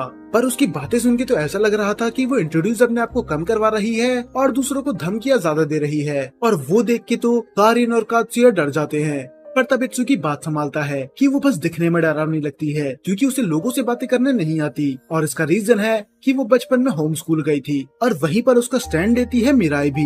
वो बोलती है कि मुझे उसकी फैमिली के बारे में पता है, उनका बिजनेस है स्पोर्ट्स के सामान बेचना, और उनका बिजनेस सच में बहुत ज्यादा बड़ा है। तो मुझे नहीं लगता कि वो याकुजा रीमर वाले की बात सही थी। और अब उस टेबल पे 2 लोगों ने उनका सपोर्ट कर दिया था। तो अब कात्सुया और कारिन भी उससे नहीं डरते, और वो भी उससे नॉर्मली बात करते हैं। और इनकी ये टी पार्टी बहुत ज्यादा अच्छी जाती है। सब एक दूसरे से घुल मिल गए थे, और यहाँ तक वो ये भी वादा करते हैं कि वो अगली टी पार्टी भी जल्दी करेंगे। और दूसरी तरफ मिराए बात करती है हिनाको से, और वो एक सुंदरे थी, तो वो अपने चेहरे पे तो नहीं दिखाती, पर वो बोलती है कि मुझे तुम्हारे साथ टी पार्टी करने में मजा आया। हाँ, मैं जानती हूँ कि हमारी फैमिली राइवल्स है, पर फिर भी तुम उतनी बुरी नहीं हो जितना मुझे लगता था। और हिनाको भी बोलती है कि मुझे भी तुम्हारे साथ मजा आया, तो प्लीज हमें फिर से ज्वाइन करना। और ये सब होने के बाद मिराई जाती है अपनी गाड़ी में, और हिनाको भी बैठने वाली होती है अपनी गाड़ी में। पर नारिका वो तो पैदल जा रही थी। तब इत्सुकी बोलता है तुम्हारी गाड़ी किधर गई। फिर नारिका बताती है कि दरअसल मेरा ड्राइवर वो ट्रैफिक में फंस चुका है, अब मैं यहाँ पर उसका वेट तो नहीं कर सकती, तो मैंने सोचा मैं वहाँ पर पैदल ही चली जाऊँ। और इत्सुकी को बिल्कुल अच्छा नहीं लगता कि वो अकेले जाएगी, तो वो डिसाइड करता है कि वो उसके साथ चलेगा। और वो शिजुने से परमिशन ले लेता है। तब इत्सुकी और नारिका साथ में बात करने लग जाते हैं। नारिका बोलती है कि तुम मेरे पास वापस क्यों नहीं आ जाते, तुम मेरे केयरटेकर बन जाओ जैसे पहले थे, क्योंकि तुम मेरे हीरो हो, तुम मुझे मोटिवेट करते हो। और तब नारिका बोलती है ठीक है, पर जब तुम्हारा कॉन्ट्रैक्ट उनके साथ खत्म हो जाए तो तुम मेरे साथ आ सकते हो मेरे घर पे। मैं चाहती हूँ कि तुम मेरे साथ रहो ठीक पहले की तरह। अब इत्सुकी अपनी ट्रेनिंग फिर से चालू रखता है, और उसकी ट्रेनिंग अब पहले से भी ज्यादा हार्ड हो चुकी थी, क्योंकि वो चाहती थी कि अब इत्सुकी हिनाको के साथ और भी ज्यादा टाइम स्पेंड करे। पर उसके लिए उसे मैनर्स सीखने होंगे, जैसे बैठना कैसा है, खाना कैसे खाना है। हालांकि वो इसकी ट्रेनिंग तो बहुत टाइम से कर रहा है, पर फिर भी अपनी आदतें बदलने में उसे टाइम लगेगा। तब वो उससे बोलता है कि वैसे हिनाको के साथ खाना खाता कौन है। तब शिजुने उसे बताती है वो अकेले खाना खाती है, उनके साथ कोई नहीं होता, क्योंकि उसके डैड बहुत ज्यादा बिजी रहते हैं, तो वो उसको टाइम नहीं दे पाते। और ये सुन के उसे थोड़ा बुरा लगता है, तो वो डिसाइड करता है कि वो जल्द ही मैनर्स सीख लेगा, ताकि वो उसके साथ और भी टाइम स्पेंड कर सके। तो अब हर दिन की तरह ये फिर से दोनों साथ में चले जाते हैं नहाने के लिए। तब वो उसे बेसिन लाने के लिए बोलता है, और गलती से वो उसके हाथ से गिर जाता है, पर वो 3 सेकंड के अंदर ही उसे उठा लेती है। और अगर आप थोड़े कंफ्यूज होंगे कि इसने 3 सेकंड के अंदर ही क्यों उठाया, तो दरअसल इसके पीछे एक रीजन है, और ये स्टार्ट हुआ था उस टी पार्टी में। दरअसल अब तक सबको ये तो पता ही चल चुका है कि इत्सुकी नॉर्मल स्कूल से था, तो वो सभी जानना चाहते थे कि आखिर नॉर्मल स्कूल में क्या क्या हरकतें करी जाती हैं। तब इत्सुकी उन्हें बताता है 3 सेकंड रूल के बारे में, और ये शायद आपने भी स्कूल में पढ़ा होगा। या फिर अपने दोस्तों से सुना होगा। दरअसल 3 सेकंड रूल है, अगर हमसे कोई भी खाने का सामान नीचे गिर जाता है पर अगर हम उसे 3 सेकंड होने से पहले ही उठा लेते हैं तो वो खाने लायक होता है, उसमें जम्स नहीं लगते। और ये रूल हिनाको को बहुत ज्यादा इंटरेस्टिंग लगता है, इसीलिए वो तब से ऐसा ही कर रही थी। वो अपनी कुकी जानबूझ के गिरा देती है और 3 सेकंड में उठा के बोलती है 3 सेकंड रूल। और यही रीजन था, आज भी जब उसके हाथ से बेसिन गिर चुका था तब उसने 3 सेकंड से पहले ही उठा लिया और उसको उठा के भी वो बोल रही थी 3 सेकंड रूल। पर इत्सुकी समझाता है कि 3 सेकंड रूल ऐसे काम नहीं करता, वो बस खाने की चीजों के लिए है। और ध्यान रखना, ये 3 सेकंड रूल किसी के सामने यूज मत करना, क्योंकि अगर तुमने करा तो वो शिजुने मेरी जान ले लेगी। वो बोलेगी कि मैं तुम्हें उल्टी सीधी चीजें सिखा रहा हूँ। और फिर वो पूछती है मिरे के बारे में कि आखिर तुम मुझसे क्या बातें करते रहते हो। जब हम टी पार्टी में भी गए थे तब भी तुम मुझसे अकेले में बातें कर रहे थे। फिर वो बताता है ज्यादा कुछ खास नहीं, पता नहीं क्यों वो हर बार मुझे मैनर सिखाते रहती है। वो मुझे हर बार बोलती है कि सही से खड़े रहो, सही से चाय पियो, यहाँ तक कि वो बातें करने का तरीका भी मुझे सिखाती है। और वो ऐसा क्यों करती है मुझे आज तक समझ में नहीं आया।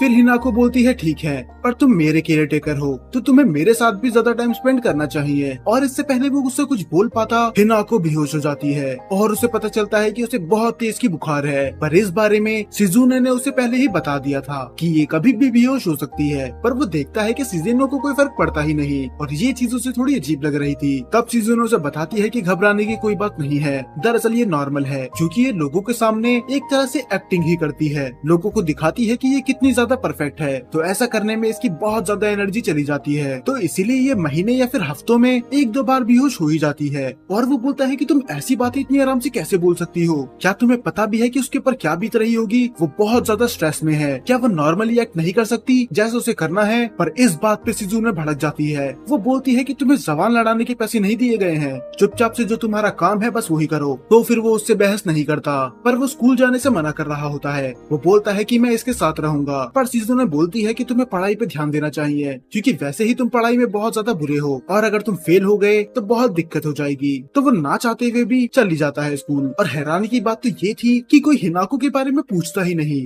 कि आज वो स्कूल क्यों नहीं आई। और उसे तब पता चलता है कि इन सब लोगों को झूठ बोला गया है। दरअसल स्कूल में ये बताया जाता है कि वो अपनी बिजनेस के चलते स्कूल नहीं आ सकती, और ऐसा महीने में 1 या 2 बार तो होता ही है। किसी को नहीं पता कि वो घर पे बीमार पड़ी है, और इससे ये भी साफ पता चलता है कि वो हर महीने में 2-3 बार बीमार पड़ती है। तब वो स्कूल से जल्दी घर आ जाता है और वो बोलता है कि आज की ट्रेनिंग हम जल्दी करेंगे, क्योंकि मुझे ज्यादा से ज्यादा टाइम उसके साथ बिताना है। और शिजुने मान जाती है, तो वो उसकी ट्रेनिंग और बाकी सब चीजें बहुत ज्यादा जल्दी स्पीड में करती है और वो उसका अच्छे से ख्याल रखता है। और वो देखता है कि वो अपनी नींद में अपने डैड को बुला रही होती है और वो सोचता है कि हम दोनों ज्यादा अलग नहीं है, मुझे भी कभी अपने माँ बाप का प्यार नहीं मिला और मुझे ऐसा इसलिए लगता था क्योंकि हम गरीब हैं, इसलिए वो लोग मुझसे प्यार नहीं करते या फिर मेरे साथ टाइम स्पेंड नहीं करते। और हिनाको इतनी अमीर है और उसके डैड उससे प्यार भी करते हैं, पर इतना प्यार करने के बाद भी उनके पास इतना टाइम नहीं है कि वो अपनी बेटी के साथ समय बिता सके। और जहाँ तक बात रही उसकी मॉम की, वो बहुत पहले ही गुजर चुकी है। तब शिजुने अंदर आती है। इत्सुकी उससे पूछता है कि आखिर वो उसको इतना फोर्स क्यों करते हैं, वो क्यों चाहते हैं कि ये इतनी परफेक्टली रहे, जब वो नहीं देख सकते कि इसकी वजह से इसे कितना ज्यादा स्ट्रेस होता है। तब शिजुने उसे एक सच्चाई बताती है। वो बोलती है इसका असली रीजन कुछ और है। दरअसल सच्चाई ये है कि हिनाको का एक बड़ा भाई भी है। हाँ, तो इस पूरे कोनोहाना बिजनेस का मालिक वही बनने वाला था, पर हिनाको के डैड को ऐसा नहीं लगता कि वो इसके लायक है। उन्हें लगता है कि वो कंपनी डुबा देगा, तो इसीलिए वो करवाना चाहते हैं हिनाको की शादी, ताकि जो उनका सन इन लॉ हो, यानी कि हिनाको का पति, फ्यूचर में वो बन सके इस कंपनी का नया मालिक। और उसे एक परफेक्ट हस्बैंड तभी मिलेगा जब वो खुद परफेक्ट होगी। और इत्सुकी को उस पे दया आती है। तो अब इनके मिड टर्म एग्जाम आने वाले थे, पर पिछले साल के क्वेश्चन पेपर देखने के बाद उसकी तो हालत ही खराब हो जाती है। वो बोलता है कि ये इतना मुश्किल है तो मैं तो पास हो ही नहीं पाऊंगा। अगर वो पास नहीं हो पाया तो उसे केयर टेकर की जॉब से निकाल दिया जाएगा। और यही रीजन था कि हिनाको ने उससे बोला था कि तुम्हें मैं पढ़ाऊंगी, क्योंकि मैं हर बार फर्स्ट आती हूँ। फिर कात्से उससे पूछता है कि तुम तो नॉर्मल स्कूल से आए थे ना, तो वहाँ पर कैसे पढ़ाई करते थे। तब वो बताता है कि वहाँ पर हम ग्रुप स्टडी करते थे और ये चीज इनके लिए नई थी, तो ये सब लोग करते हैं ग्रुप स्टडी। और वो बाकी लोगों को भी लेके आ जाता है और ये सब लोग बना लेते हैं एक टीम। जो पढ़ने में वीक था वो उसको साथ बैठता है जो पढ़ने में अच्छा है। हिनाको चाहती थी कि उसकी टीम बने इत्सुकी के साथ, पर बीच में आ जाती है मिरे और वो खुद ही बोल देती है कि मेरी मैथ्स बहुत ज्यादा स्ट्रांग है, तो तुम्हें तो मैं ही पढ़ाऊंगी और साथ ही साथ तुम्हें थोड़े मैनर्स भी सिखा दूंगी। और ये सुन के हिनाको दिखाती तो नहीं, पर वो बहुत ज्यादा गुस्सा होती है, इतना कि वो अपना पैर उसके पैर पे दे मारती है। तो फाइनली बहुत देर पढ़ने के बाद ये रेस्ट लेते हैं और इत्सुकी और मिरे आते हैं बाहर और मिरे उससे डायरेक्ट पूछती है, क्या तुम सच में किसी अमीर फैमिली से बिलोंग करते हो? और वो हैरान था, कहीं से पता तो नहीं चल गया। तब वो बोलती है कि मुझे नहीं लगता कि तुम किसी अमीर फैमिली से बिलोंग करते हो, क्योंकि तुम्हारा उठने का तरीका, बैठने का तरीका या फिर टी का ग्लास पकड़ने का तरीका वो कोई भी अमीरों के तरीके से नहीं मैच करता। मुझे ऐसा लगता है कि तुम एक नॉर्मल फैमिली से बिलोंग करते हो। पर मैं इस स्कूल की हिस्ट्री जानती हूँ, वो किसी गरीब को यहाँ पर तो नहीं रखेंगे। तो इसके पीछे बस एक ही रीजन हो सकता है, मेरे ख्याल से तुम भी मेरी तरह। और इससे पहले वो अपनी बात पूरी कर पाती, पर वो बीच में ही रुक जाती है और वो बोलती है, मैंने जो भी कहा उसे भूल जाओ। और बेचारा कंफ्यूज था, इसका क्या मतलब था कि मेरी तरह ये क्या बोलने वाली थी, पर वो ज्यादा नहीं सोचता। अब जब वो वहाँ पर बैठते हैं तो ये बात करने लग जाते हैं कोनोहाना पार्टी के बारे में, जो रिसेंटली होने वाली थी। और सभी टेबल पे बोलते हैं कि मैंने उसकी पार्टी के बारे में सुना है, वो सच में बहुत कमाल की होती है। तो हिनाको सबको इनवाइट कर देती है और सभी लोग तैयार थे, यहाँ तक कि मिरे भी। वो बोलती है कि वैसे तो हम दोनों के डैड राइवल्स हैं, पर फिर भी मैं उस पार्टी में जरूर आऊंगी, क्योंकि अब हम दोनों तो दोस्त हैं ना। और घर जाने के बाद इत्सुकी और भी ज्यादा पढ़ाई करने लग जाता है, उसे दो पढ़ाई एक साथ करनी होती है, स्कूल की भी और केयर टेकर की भी। तब हिनाको बोलती है कि मुझे नींद नहीं आ रही, चलो बाहर घूमने चलते हैं। पर इतनी बार में बाहर जाना नामुमकिन था, क्योंकि बहुत सारे गार्ड्स पहरा दे रहे होंगे। तब हिनाको बोलती है, मुझे एक सीक्रेट रास्ता पता है, और वो उसे किसी पीछे के रास्ते से बाहर लेके जाती है। तो वो आराम से बाहर घूमते हैं और वो उसे आइसक्रीम भी देता है। और वो ऐसे ही नॉर्मली बात करने लग जाते हैं उसकी हेल्थ के बारे में। और ऐसे ही बातों बातों में उसकी आइसक्रीम नीचे गिर जाती है और वो बोलती है 3 सेकंड रूल, और वो आइसक्रीम को उठा के खाने ही वाली थी, पर इत्सुकी उसे रोक लेता है। वो बोलता है कि 3 सेकंड रूल ऐसे काम नहीं करता, तुम आइसक्रीम जैसी चीजें उठा के नहीं खा सकती। सच में ये आदत इसे किसी दिन बहुत बुरी तरह फंसाएगी। अब अगले दिन इत्सुकी पूरा तैयार होके जाता है, और इस बार वो एज अ केयर टेकर नहीं बल्कि एक बटलर की तरह जा रहा था, क्योंकि आज थी एक बहुत बड़ी मीटिंग। और अगर ये मीटिंग क्रैक हो गई तो कोनोहाना फैमिली को बहुत बड़ा प्रॉफिट होगा। तब इत्सुकी पूछता है, तो मैं वहाँ पर क्यों जा रहा हूँ, क्या होगा अगर मैंने कुछ गड़बड़ कर दिया? तब शिजुने बोलती है कि तुम्हें वहाँ पर कुछ काम नहीं करना, तुम बस वहाँ से बहुत दूर रहोगे ताकि तुम उन लोगों को देख सको। अगर तुम अमीर लोगों के तौर तरीके देखोगे तो तुम उनकी तरह एक्ट भी कर पाओगे। और वहाँ पर वो मिलते हैं चिकामोटो से, जो कि अपनी कंपनी का बोर्ड ऑफ डायरेक्टर होता है। और दरअसल वो हिनाको से पहले मिल चुका था जब वो 7 साल की थी। और वो बोलता है कि तुम तो पहले से भी ज्यादा सुंदर हो चुकी हो। और हिनाको भी बोलती है, आपसे भी मिलके अच्छा लगा, मुझे याद है जब मैं लास्ट टाइम आपसे मिली थी। और वो उसे झुक के ग्रीट करती है और सभी लोग उससे इम्प्रेस थे कि ये इतनी छोटी उम्र में भी कितना अच्छा बिहेव करती है। और फिर ये जाते हैं खुली हवा में खाना खाने के लिए। इत्सुकी को कुछ समझ में नहीं आता कि आखिर ये बिजनेस की बात करेंगे कब, ये तो तब से ठूसे जा रहे हैं। तब शिजुने उसे बताती है कि यहाँ पर शब्दों से ज्यादा मैनर्स को अहमियत दी जाती है, वो एक दूसरे के मैनर्स देख रहे हैं। और शिजुने आगे उससे और बोलती है कि अगर इनसे कुछ भी गलती हो गई तो वो डील पे बड़ा इफेक्ट डाल सकती है। और यही रीजन है कि हम लोग और हिनाको के डैड हिनाको को इतना फोर्स करते हैं परफेक्ट बनने के लिए। और तभी वो चिकामोटो हिनाको की शादी की बात करने लग जाता है कि आपकी बेटी में बहुत ज्यादा मैनर्स हैं और आपको इसके लिए कोई अच्छा लड़का ढूंढ लेना चाहिए, ताकि जब इसकी सही उम्र हो तो ये शादी कर ले। और वो खुद बोलते हैं कि अगर आपकी नजरों में कोई लड़का नहीं है तो उसमें मैं आपकी मदद कर सकता हूँ। और ये सुन के वो हैरान था कि ये इसकी शादी की बात अभी से क्यों कर रहे हैं, और क्या इन लोगों ने एक बार हिनाको से पूछा भी? पर तभी हिनाको एक बहुत बड़ी गलती कर देती है। आपको याद ही होगा कि किस तरह वो 3 सेकंड रूल को फॉलो कर रही थी, और उसी रूल को वो फॉलो कर देती है अभी। उससे गलती से थोड़ा खाना नीचे गिर जाता है और वो उसको 3 सेकंड के अंदर उठा के खा लेती है। और ये चीज होने के बाद पूरे टेबल में सन्नाटा छा चुका था, कोई भी कुछ नहीं बोलता। और हिनाको को भी रियलाइज हो जाता है कि उसने क्या कर दिया।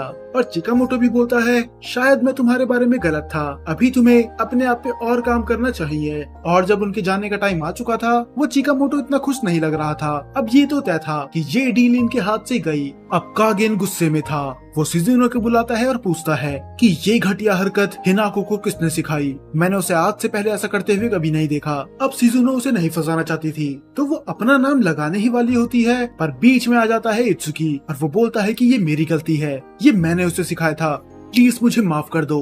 पर वो बोलता है कि नहीं, गलती तुम्हारी नहीं है, गलती मेरी है कि मैंने तुम पे भरोसा करा था। मैंने अपनी बेटी को केयर टेकर इसलिए चुनने दिया क्योंकि मैं उससे प्यार करता था। पर देखो अब क्या हुआ। और वो शिजुने को ऑर्डर देता है कि हिनाको को ट्रेनिंग देना चालू करो। अब वो 24 घंटे अपने परफेक्ट बिहेवियर में रहेगी, एक भी सेकंड मिस नहीं होना चाहिए। और ये सुन के वो हैरान था। वो बोलता है कि आप ऐसा नहीं कर सकते। क्या आप जानते हैं कि वो कितने स्ट्रेस में है?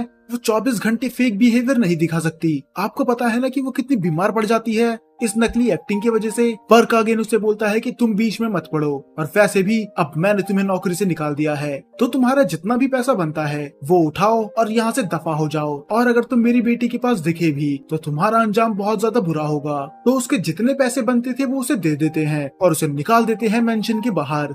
हाँ, उसका मेन मोटिव तो यहाँ पर पैसे कमाना ही था, पर अब उसे बुरा लग रहा था। वो बोलता है कि हिनाको बिल्कुल अकेले पड़ जाएगी, मेरे अलावा कोई नहीं था जो उसे समझ सकता था। और हिनाको अपने कमरे में अकेली थी और वो इत्सुकी के बारे में पूछती है, क्या वो जा चुका है? क्या हम उसे फिर से हायर नहीं कर सकते? मैं ये नहीं कह रही तुम उसे फिर से मेरा केयर टेकर बना दो, वो हमारा सर्वेंट बन सकता है, या फिर गार्डनर, या फिर कुक। ऐसा कोई तो काम होगा जो हम उसे दे सके। पर सुजुने साफ मना कर देती है कि कागेन सामा ने मुझसे साफ कहा है कि उसको इस मेंशन के आसपास भी नहीं भटकना। पर वो बोलती है कि मुझे उससे मिलना है और मैं मिलके रहूंगी। और शिजुनो को पता था ये भागने की कोशिश करेगी, तो ये उसके गेट के बाहर गार्ड्स लगा देती है। पर आज इसको कोई नहीं रोक सकता था, तो वो डिसाइड करती है कि वो खिड़की से भागेगी। और दूसरी तरफ इत्सुकी अकेला बैठा हुआ था। तभी उसे रास्ते में मिलती है नारिका, और वो नारिका को सब कुछ बात बताता है कि किस तरह आज उसने सब कुछ गड़बड़ कर दिया। और वो बोलता है कि किस तरह मेरी वजह से ही हिनाको की जिंदगी और ज्यादा बर्बाद हो जाएगी, क्योंकि मैंने उसे वो बेकार चीज सिखाई। पर नारिका उसे समझाती है, क्या तुम्हें पता है कि किस तरह मेरे साथ भी ऐसी चीज हुई थी सालों पहले? हाँ, उस टाइम भी मेरे पेरेंट्स ने बोला था कि तुमने मुझे बिगाड़ दिया, पर वो सच नहीं था। तुमने मुझे इम्प्रूव करने में मदद करवाई और तुम मेरी मोटिवेशन का कारण बने। और मैं शर्त लगा के कह सकती हूँ कि हिनाको के साथ भी वही चीज हुई है। और फिर वो ध्यान से सोच के देखता है कि उसके परिवार में उसे कोई भी टाइम नहीं देता। हाँ, उसे प्यार तो सभी करते हैं, पर फिर भी उसे समझता कोई नहीं। और तभी वो ऐसी छोटी छोटी चीजों में खुश हो जाती है, जैसे कि 3 सेकंड रूल। और फिर वो बोल देता है कि मुझे उससे मिलना है, और वो भाग जाता है उसके मेंशन की तरफ। वहाँ पर बहुत सारे गार्ड थे, पर किसी में भी इतना दम नहीं था कि वो इत्सुकी को आज रोक सके। वो सबको उठा उठा के पटकता है। उसकी ट्रेनिंग आज काम आ गई, और उसके लिए अच्छी बात ये थी कि उसे पूरे मेंशन का रास्ता पता था। और अगर आपको याद होगा, जब ये दोनों बाहर गए थे एक सीक्रेट रास्ते से, तो ये उस रास्ते से ही घर के अंदर चली जाता है। इसे सारे रास्ते पता थे, और अब तो उसके पास ट्रेनिंग भी थी, तो कोई भी इसके सामने नहीं टिक पाता। पर तब इसकी नजर पड़ती है हिनाको की तरफ, जो खिड़की से उतर तो रही थी, पर वो बीच रास्ते में अटक जाती है और उसका हाथ छूट जाता है। वो तो सही था कि इत्सुकी सही टाइम पे पहुंच जाता है, और ये दोनों वहाँ से भाग के छुप जाते हैं एक ब्लाइंड स्पॉट पे, जहाँ पर इन्हें कोई नहीं ढूंढ पाता। और वो तो बोलती भी है कि मुझे तुमसे अलग नहीं रहना, प्लीज तुम मुझे किडनैप कर लो और मेरे डैड को धमकी दो कि अगर तुमने मुझे फिर से हायर नहीं करा तो बहुत बुरा होगा। और इत्सुकी बोलता है कि मैं ऐसा कुछ नहीं करने वाला, लगता है तुम तो मुझे जेल भिजवाओगी, पर मैं उन्हें समझाने की जरूर कोशिश करूंगा, मुझे उनसे बात करने दो। पर तभी वहाँ पर आ जाती है शिजुने, और इतना तो इसे भी पता था, चाहे ये कितना भी स्ट्रॉन्ग क्यों ना हो गया हो, ये आज तक शिजुने को नहीं हरा पाया और न ही आज हरा पाएगा। तब हिनाको एक डील रखती है। वो बोलती है कि प्लीज इत्सुकी को यहाँ पर रहने दो, और मैं वादा करती हूँ कि मैं 24 घंटे अपने परफेक्ट बिहेवियर में रहूंगी। मैं बिल्कुल भी बच्चों की तरह हरकतें नहीं करूंगी और न ही मैं सोऊंगी। पर इत्सुकी तब बीच में आके बोलता है कि मुझे ये डील मंजूर नहीं है। मेरा वापस आने का फायदा ही क्या हुआ अगर तुम अपनी ओरिजिनल पर्सनालिटी खो दोगी? मैं वापस आया ही इसलिए हूँ ताकि तुम नॉर्मली जी सको, तुम वो बन सको जो तुम खुद हो। पर तब इन्हें पता चलता है कि शिजुने यहाँ पर उन्हें पकड़वाने नहीं आई, बल्कि वो तो यहाँ पर उनकी मदद करने आई थी। और फिर सीन कट होता है कागेन के ऑफिस में,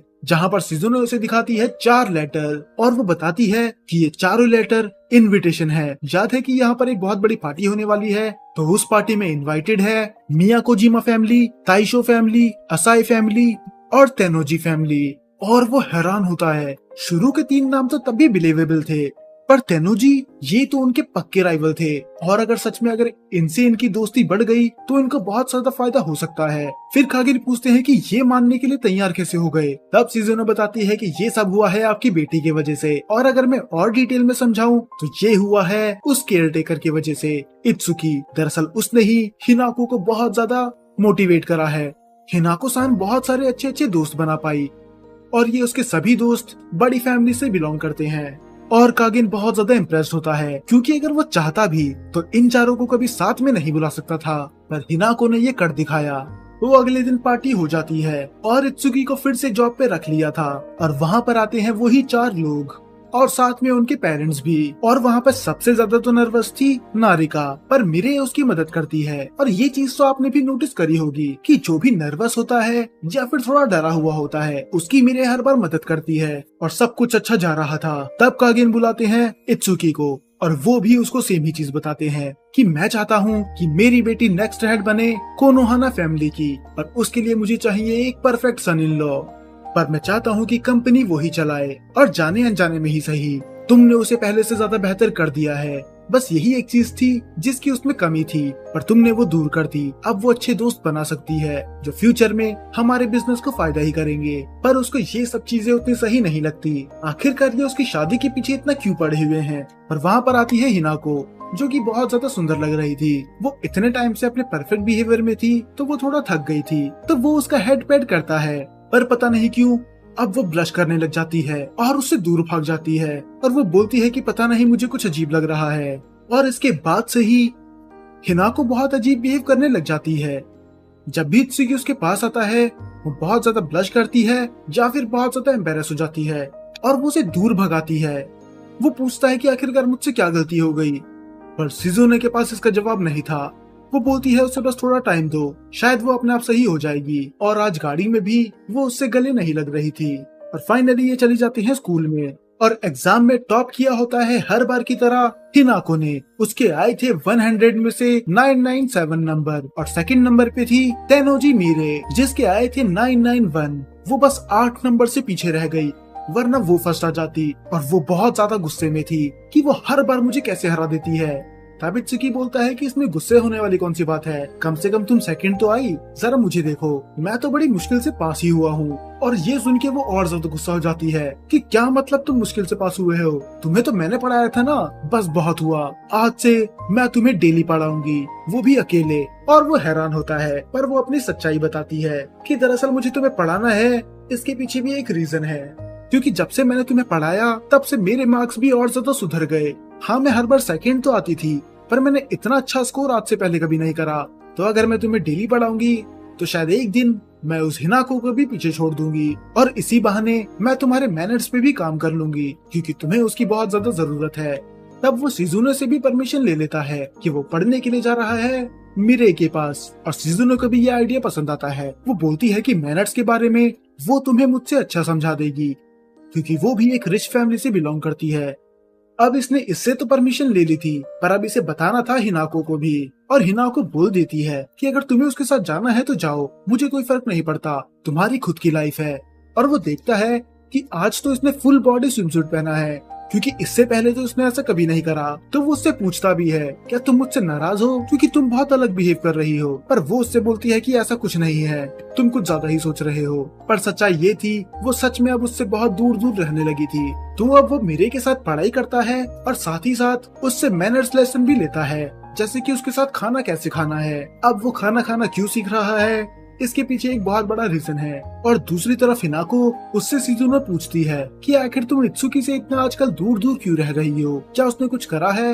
वो बोलती है पता नहीं क्यों आजकल वो कुछ अजीब बिहेव कर रहा है। पहले जब भी वो मेरे साथ रहता था तो उसका फोकस मुझ पे रहता था, क्योंकि वो मुझे दोस्तों की तरह ट्रीट करता था। पर आजकल ऐसा लग रहा है कि वो बस मेरे साथ इसीलिए रहता है, बस इसीलिए क्योंकि ये उसकी जॉब है, वरना वो पूरा दिन तो उस मिरे के साथ रहता है। पर शिजुने उसे समझाती है कि ऐसा कुछ नहीं है, आप कुछ ज्यादा ही सोच रही हैं, बस उसे थोड़ा टाइम दो। और अब अगले दिन मिरे उसे लेके जाती है अपने घर पर, ताकि वो पढ़ाई कर सके और वो उसे थोड़े मैनर्स वाले लेसन भी दे सके। तो वो उसके घर में जाते ही मिलता है उसके डैड से, जो कि बहुत ज्यादा चिल थे, यहाँ तक कि वो तो उसे टीज भी करते हैं, तुम बस इसके दोस्त ही हो ना, कहीं तुम मेरी बेटी के पीछे तो नहीं पड़े हुए। वो तो बीच में मेरे आके बोलती है कि मुझे एम्बेरस मत करो, ये बस यहाँ पर पढ़ने ही आया है। तो फिर उसके डैड उसे इनवाइट करते हैं खाने पे, और उसके डैड भी उसकी मैनर की तारीफ करते हैं कि तुम्हारा खाने का तरीका सच में बहुत ज्यादा अच्छा है। पर मिरे मना करती है, वो बोलती है कि इसे चने के झाड़ पे मत चढ़ाओ। आपने देखा था ना कि वो सूप किस तरह पी रहा था, वो बहुत ज्यादा नर्वस था। दरअसल उसके डैड को इतनी छोटी मोटी चीजों से फर्क नहीं पड़ता, पर फिर भी मिरे सही थी, वो थोड़ा नर्वस तो था। अब वो बाहर देखता है तो बारिश हो जाती है, तो मीरे उससे बोलती है कि तुम आज रात को यहीं पर रुक जाओ, हम तुम्हें इस हालत में बाहर नहीं जाने दे सकते। तो वो सिजुनो को भी इन्फॉर्म कर देता है कि आज रात को वो यहीं पर रुकेगा और कल वैसे भी स्कूल की छुट्टी थी तो इतना फर्क नहीं पड़ेगा। तो वो चाहता है उसके बाथरूम में नहाने के लिए, और ये बाथरूम दो हिस्से में डिवाइडेड था, एक था मेन के लिए, दूसरा था वुमेन के लिए। पर वो देखता है कि उसके बाथरूम में तो कोई पहले से अवेलेबल था और वो कोई और नहीं मेरे की मॉम थी। और वो बोलती है कि मुझे माफ करना, लगता है मैं फिर से गलत बाथरूम में आ गई। इन्हें तो कोई फर्क भी नहीं पड़ रहा था। और सबसे फनी बात ये थी कि ये अभी तक इत्सुकी से मिली नहीं थी, पर फिर भी वो उसे जानती थी। वो बोलते हैं कि तुम पक्का इत्सुकी होगे, मेरी बेटी ने तुम्हारे बारे में बहुत बताया है, तुमसे मिलके अच्छा लगा। तब वो बोलता है कि आप इतना शांत एक्ट कैसे कर सकती हैं? क्या आप हैरान नहीं है कि आप मेरे बाथरूम में आ गई? और पर तभी वहाँ पर भागते भागते आ जाती है मिरे भी। वो बोलती है कि मॉम आप यहाँ पर क्या कर रही हैं? पर उसकी मॉम बोलती है कि मैं अपने आप को एम्बेरस नहीं कर रही, मैंने तो दरअसल स्विम सूट पहन रखा है। पर अगर तुम्हारी बात कहें। और तब मिरे को रियलाइज होता है कि वो तो टॉवल में ही भागते भागते आ गई। तो वो वहाँ से फिर से भाग जाती है और बाद में जब वो नहा के वापस आते हैं तो वो माफी मांगती है अपने मॉम के बारे में। और वो मिरे की बालों की भी तारीफ करता है कि तुम्हारे बाल ऐसे में ज्यादा अच्छे लगते हैं। और ये दोनों साथ में बहुत ज्यादा एंजॉय करते हैं, इतना कि जब वो अगले दिन जाता है उसे कुछ अजीब सा महसूस होता है, शायद वो भी इसको पसंद करने लगी थी।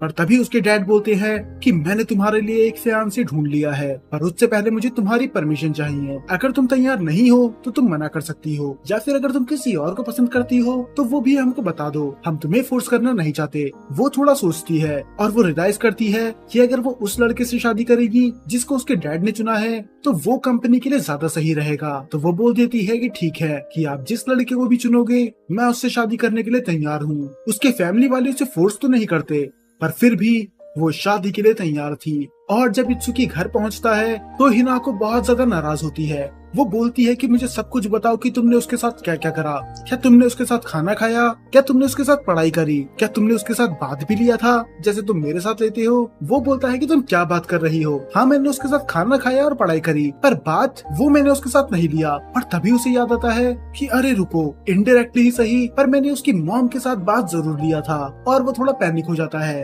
तब वो बहुत जेलस होकर बोलती है आखिर तुम केयर टेकर हो किसके? अब तुम 24 घंटे उसी के पास रहते हो, तुम कल पूरी रात उसके साथ रहे। इत्सुकी अब तुम बदल चुके हो और यही रीजन था कि वो उससे अब दूर दूर रहती है। पर फिर वो उसे सच्चाई बताता है कि दरअसल मैं उसके साथ इसीलिए रह रहा था क्योंकि मैं तुम्हें सरप्राइज देना चाहता था। और वो सरप्राइज ये था कि अब से वो हिनाको के साथ बैठ के खाना खाएगा। अगर आपको याद होगा तो मैंने पहले आपको बताया था कि हिनाको खाना अकेले खाती थी, ना उसके साथ सिजुने रहती थी ना ही उसके डैड। तो वो मिरे के साथ इतनी ट्रेनिंग इसलिए ले रहा था ताकि वो अपने मैनर्स को सुधार सके और इसके साथ बैठ के खाना खा सके। और ये उसका एक टेस्ट भी था। तो वो अच्छी तरीके से खाना खाता है और इस टेस्ट में सिजुने उसे पास कर देती है। इसका मतलब अब वो हर दिन हिनाको के साथ खाना खा सकता है। तो अब सब कुछ ट्रैक पे फिर से आ रहा था। वो हिनाको के साथ भी रहता था, पर वो पढ़ने के लिए जाता था हर दिन मिरे के साथ, क्योंकि मिरे ने उससे एक प्रॉमिस मांगा था कि अगले सेमेस्टर में वो कम से कम टॉप 50 में तो आएगा ही। तो वो उसे डेली पढ़ाती है, पर आज वो थोड़ी खोई खोई लग रही थी, उसका पढ़ाई पे ध्यान था ही नहीं। और उनके साथ आ जाती है नारिका भी। नारिका और इत्सुकी ये दोनों तो अपनी ही बातों में खोए हुए थे। थोड़ी देर के लिए तो वो भूल भी गए थे कि मिरे इधर बैठी हुई है। तब इत्सुकी उससे फाइनली पूछ ही लेता है, प्लीज मुझे बताओ आखिर तुम्हें हुआ क्या है, क्योंकि मैंने तुम्हें इतना शांत आज से पहले कभी नहीं देखा। तब वो फाइनली बता देती है कि मेरे डैड ने मेरी अरेंज मैरिज तय कर दी है, हम कल लड़के से मिलने जा रहे हैं। और पता नहीं क्यों इस शादी के लिए हाँ तो मैंने खुद करा था, पर मुझे अंदर से बहुत खाली महसूस हो रहा है। तो वो उसे समझाता है कि अगर तुम्हें शादी नहीं करनी तो तुम साफ मना कर दो। पर वो बोलती है कि मैं ऐसा नहीं कर सकती, मैं बस वही करूंगी जिसमें मेरी फैमिली का फायदा है। और इसमें नारिका भी बोलती है और यही फेट होता है सभी अमीर लड़कियों का। उन्हें पाल पोस के इसलिए ही बड़ा करा जाता है ताकि बड़े होके वो किसी ऐसे पर्सन से शादी कर सके जिनसे उनके फैमिली की कंपनी को फायदा हो। तब इत्सुकी बोलता है तुम भी अरेंज मैरिज में बिलीव करती हो? पर नारिका बोलती है कि मेरा वो कहने का मतलब नहीं था, हाँ मेरे डैड भी मेरे लिए लड़का ढूंढ रहे हैं, पर फिर भी अगर मेरे बस में हुआ तो मैं तो उससे शादी करूंगी जिसे मैं पसंद करती हूँ। वो हंसी मजाक में ये बातें टाल देती है, पर वो अभी भी इत्सुकी के बारे में ही सोच रही थी। तो वो इत्सुकी को बुलाती है डांस प्रैक्टिस के लिए। और वो बोलती है कि अमीर लोगों को डांस करना भी आना चाहिए, ये भी एक क्लास दिखाता है। तो वो दोनों साथ में डांस करते हैं और वो बहुत ज्यादा ही क्लोज थे। और मीरे उसकी तारीफ करती है कि मुझे लगा नहीं था कि तुम डांस इतनी जल्दी सीख जाओगे, एक बिगनर के लिए ये बहुत ही ज्यादा अच्छी चीज है। फिर वो बताता है कि मैं मार्शल आर्ट्स की भी प्रैक्टिस कर रहा हूँ, तो इसके और उसकी मूवमेंट में ज्यादा फर्क नहीं है। और वो मिरे की भी तारीफ करता है कि तुम भी बहुत मल्टी टैलेंटेड हो, तुम पढ़ाई में अच्छी हो, तुम्हारे मैनर्स अच्छे हैं और तुम डांस भी कर लेती हो। जरूर तुमने तो बहुत सारी पार्टी अटेंड करी होगी, तभी तुम्हें इतना एक्सपीरियंस है। और वो बोलता है कि मैं भी अच्छे से डांस करूंगा कि मैं बाकियों के सामने भी कर सकूं। मुझे यकीन है कि तुम मेरा साथ दोगी। पर तब वो एक स्माइल करते हुए बोलती है कि माफ करना, क्योंकि अगर एक बार मेरी शादी पक्की हो गई तो मैं तुम्हारे साथ इतना टाइम स्पेंड नहीं कर पाऊंगी जितना मैं अभी करती हूँ, क्योंकि उसके बाद मैं लॉयल हो जाऊंगी अपने फ्यूचर हस्बैंड के लिए और मेरा सारा टाइम जाएगा उसी के लिए। और ये सुन के इत्सुकी थोड़ा उदास होता है। वो बोलता है कि अगर ऐसा है तो मुझे तुम्हारी बहुत ज्यादा याद आएगी। मैंने तुम्हारे साथ जितना भी टाइम स्पेंड करा मुझे बहुत ज्यादा अच्छा लगा। मैंने तुम्हारे साथ बहुत नई नई चीजें सीखी और तुम्हारी वजह से ही मेरे मार्क्स बहुत ज्यादा इम्प्रूव हो गए। अगर सच कहूँ तो तुम्हारे साथ हर चीज करने में मजा आता है, चाहे वो खाली बैठना भी क्यों ना हो। मैं इन दिनों को याद करूंगा। और ये सुन के वो स्माइल करती है और ब्लश करती है। ये सुन के मिरे को थोड़ा अच्छा लगता है कि कम से कम कोई तो है जो उसे याद रखेगा, क्योंकि अगर देखा जाए मिरे फेमस थी पर कभी भी उसका कोई भी अच्छा दोस्त नहीं बना सिवाय इत्सुकी के। और वो घर जाके भी इत्सुकी के बारे में ही सोच रही होती है कि किस तरह वो बोल रहा था कि वो मुझे मिस करेगा, कहीं ऐसा तो नहीं वो भी मुझे पसंद करता है। पर वो ऐसे गलत थॉट्स अपने दिमाग में नहीं डालना चाहती थी, क्योंकि डिल्यूजन में रहना बस उसे और ज्यादा हर्ट करेगा। उसे समझ में नहीं आता कि वो इत्सुकी को अपने दिमाग से कैसे निकाले। वो उसे पसंद करने लगी थी। तभी वहाँ पर आती है उसकी मॉम, जो बोलती है कि अगर तुम इस शादी से खुश नहीं हो तो तुम पीछे हट सकती हो, क्योंकि देख के लगता है कि तुम किसी और को पसंद करती हो, और किसी और से मेरा मतलब है वो इत्सुकी। तब वो बोलती है कि आप इतनी श्योर कैसे हो सकती हैं, क्योंकि मैंने तो अभी तक आपको उसके बारे में कुछ नहीं बताया। तब वो बोलती है कि मैं तुम्हारी माँ हूँ, क्या मैं देख नहीं सकती कि तुम आजकल कितना ज्यादा खुश रहती हो। तुम्हारे चेहरे पे 24 घंटे एक स्माइल रहती है, खासकर जब तुम उसके बारे में बात करती हो। तुम अपने आप ही बीच बीच में ब्लश करने लग जाती हो। और आज से पहले तो तुम किसी दोस्त को घर पे नहीं लेके आई थी, पर तुम उसको लेके आई, तो वो तुम्हारा पक्का खास दोस्त होगा। पर वो मना कर देती है कि आप कुछ ज्यादा ही सोच रही हैं, ऐसा कुछ नहीं है। तब उसकी मॉम बोलती है कि हमसे छुपाने की कोई जरूरत नहीं है। अगर तुम उस अरेंज मैरिज से खुश नहीं हो तो तुम अभी भी पीछे हट सकती हो। हमारी बेटी की खुशी से ज्यादा हमारे लिए कुछ मायने नहीं रखता।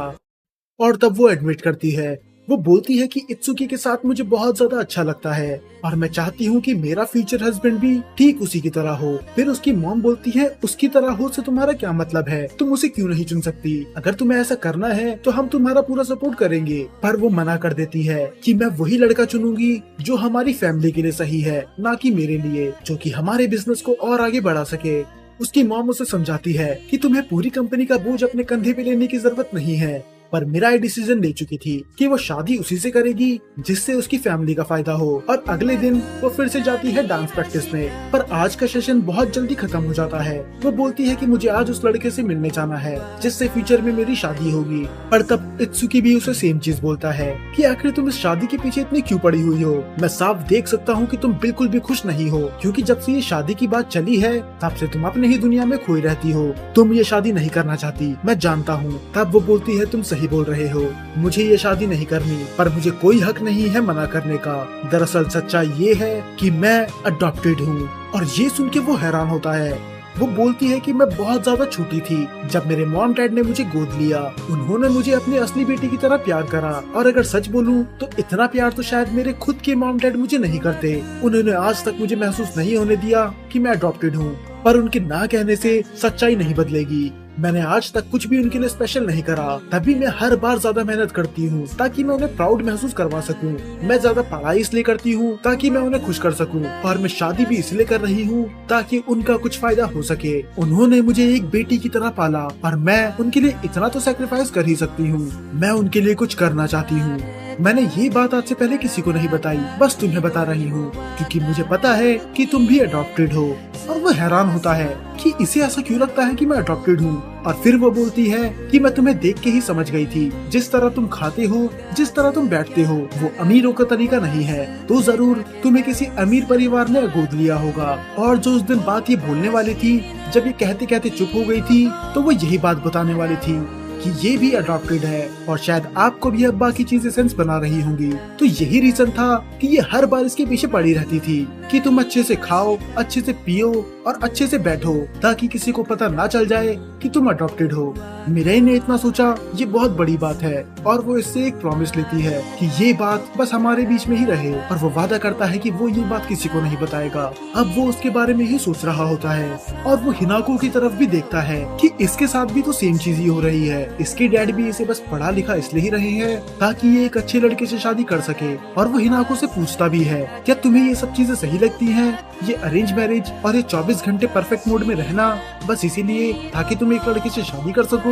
तब वो बोलती है कि पहले मैंने इन सब चीजों पे सवाल नहीं उठाया क्योंकि पहले मैं जो भी करती थी अपनी फैमिली की रेपुटेशन और उनके बिजनेस से रिलेटेड करती थी, पर जब से मैं तुमसे मिली हूँ मुझे समझ में आ चुका है कि मेरी दुनिया इस फैमिली बिजनेस से कुछ ज्यादा ही बड़ी है। इस बिजनेस की दुनिया के बाहर भी कई ऐसी चीजें हैं जो मेरे लिए मायने रखती है। और जब बाद में इत्सुकी अकेले होता है तो वो फिर से सोचने लग जाता है मिरे के बारे में। क्या कभी उसे रियलाइज होगा कि उसकी दुनिया भी इस फैमिली बिजनेस से कई गुना ज्यादा बड़ी है। दरअसल वो नहीं चाहता था कि मिरे की इस अरेंज मैरिज के चक्कर में फंस जाए और हमें दिखाया जाता है वो अपनी फैमिली के साथ जाती है उस लड़के से मिलने के लिए और उसके चेहरे पे एक स्माइल थी, पर उसके अंदर का तूफान वो किसी को नहीं दिखता। और इसी के साथ ये एपिसोड यहाँ पर खत्म हो जाता है। अगर आपको वीडियो पसंद आई हो तो इसे लाइक करना मत भूलना ताकि इसका अगला पार्ट भी जल्दी आ सके। और हाँ, एक और चीज, अगर आपने वीडियो यहाँ तक देख ली तो ये बताना भी मत भूलना कि आपको अभी तक कि इस सीरीज में से आपका सबसे ज्यादा फेवरेट कैरेक्टर कौन सा है। अगर मैं अपना बताऊं तो मेरे लिए वो है तेनोजी मिरे, क्योंकि शुरू में तो ये बहुत ज्यादा एरोगेंट थी पर धीरे धीरे हमें पता चला कि ये दूसरों की कितनी परवाह करती है। और बस इतना ही नहीं, ये इत्सुकी की मदद इसलिए कर रही थी ताकि किसी को पता ना चल जाए कि वो अडॉप्टेड है। हाँ, हालांकि वो अडॉप्टेड नहीं था पर फिर भी इसने आज तक किसी का ना मजाक उड़ाया और ना ही किसी को नीचा दिखाया। ये सब के बारे में सोचती है और अभी तक तो मुझे इसका कैरेक्टर हिनाको से भी ज्यादा पसंद आ रहा है। और आपका क्या मानना है कमेंट में जरूर बताना।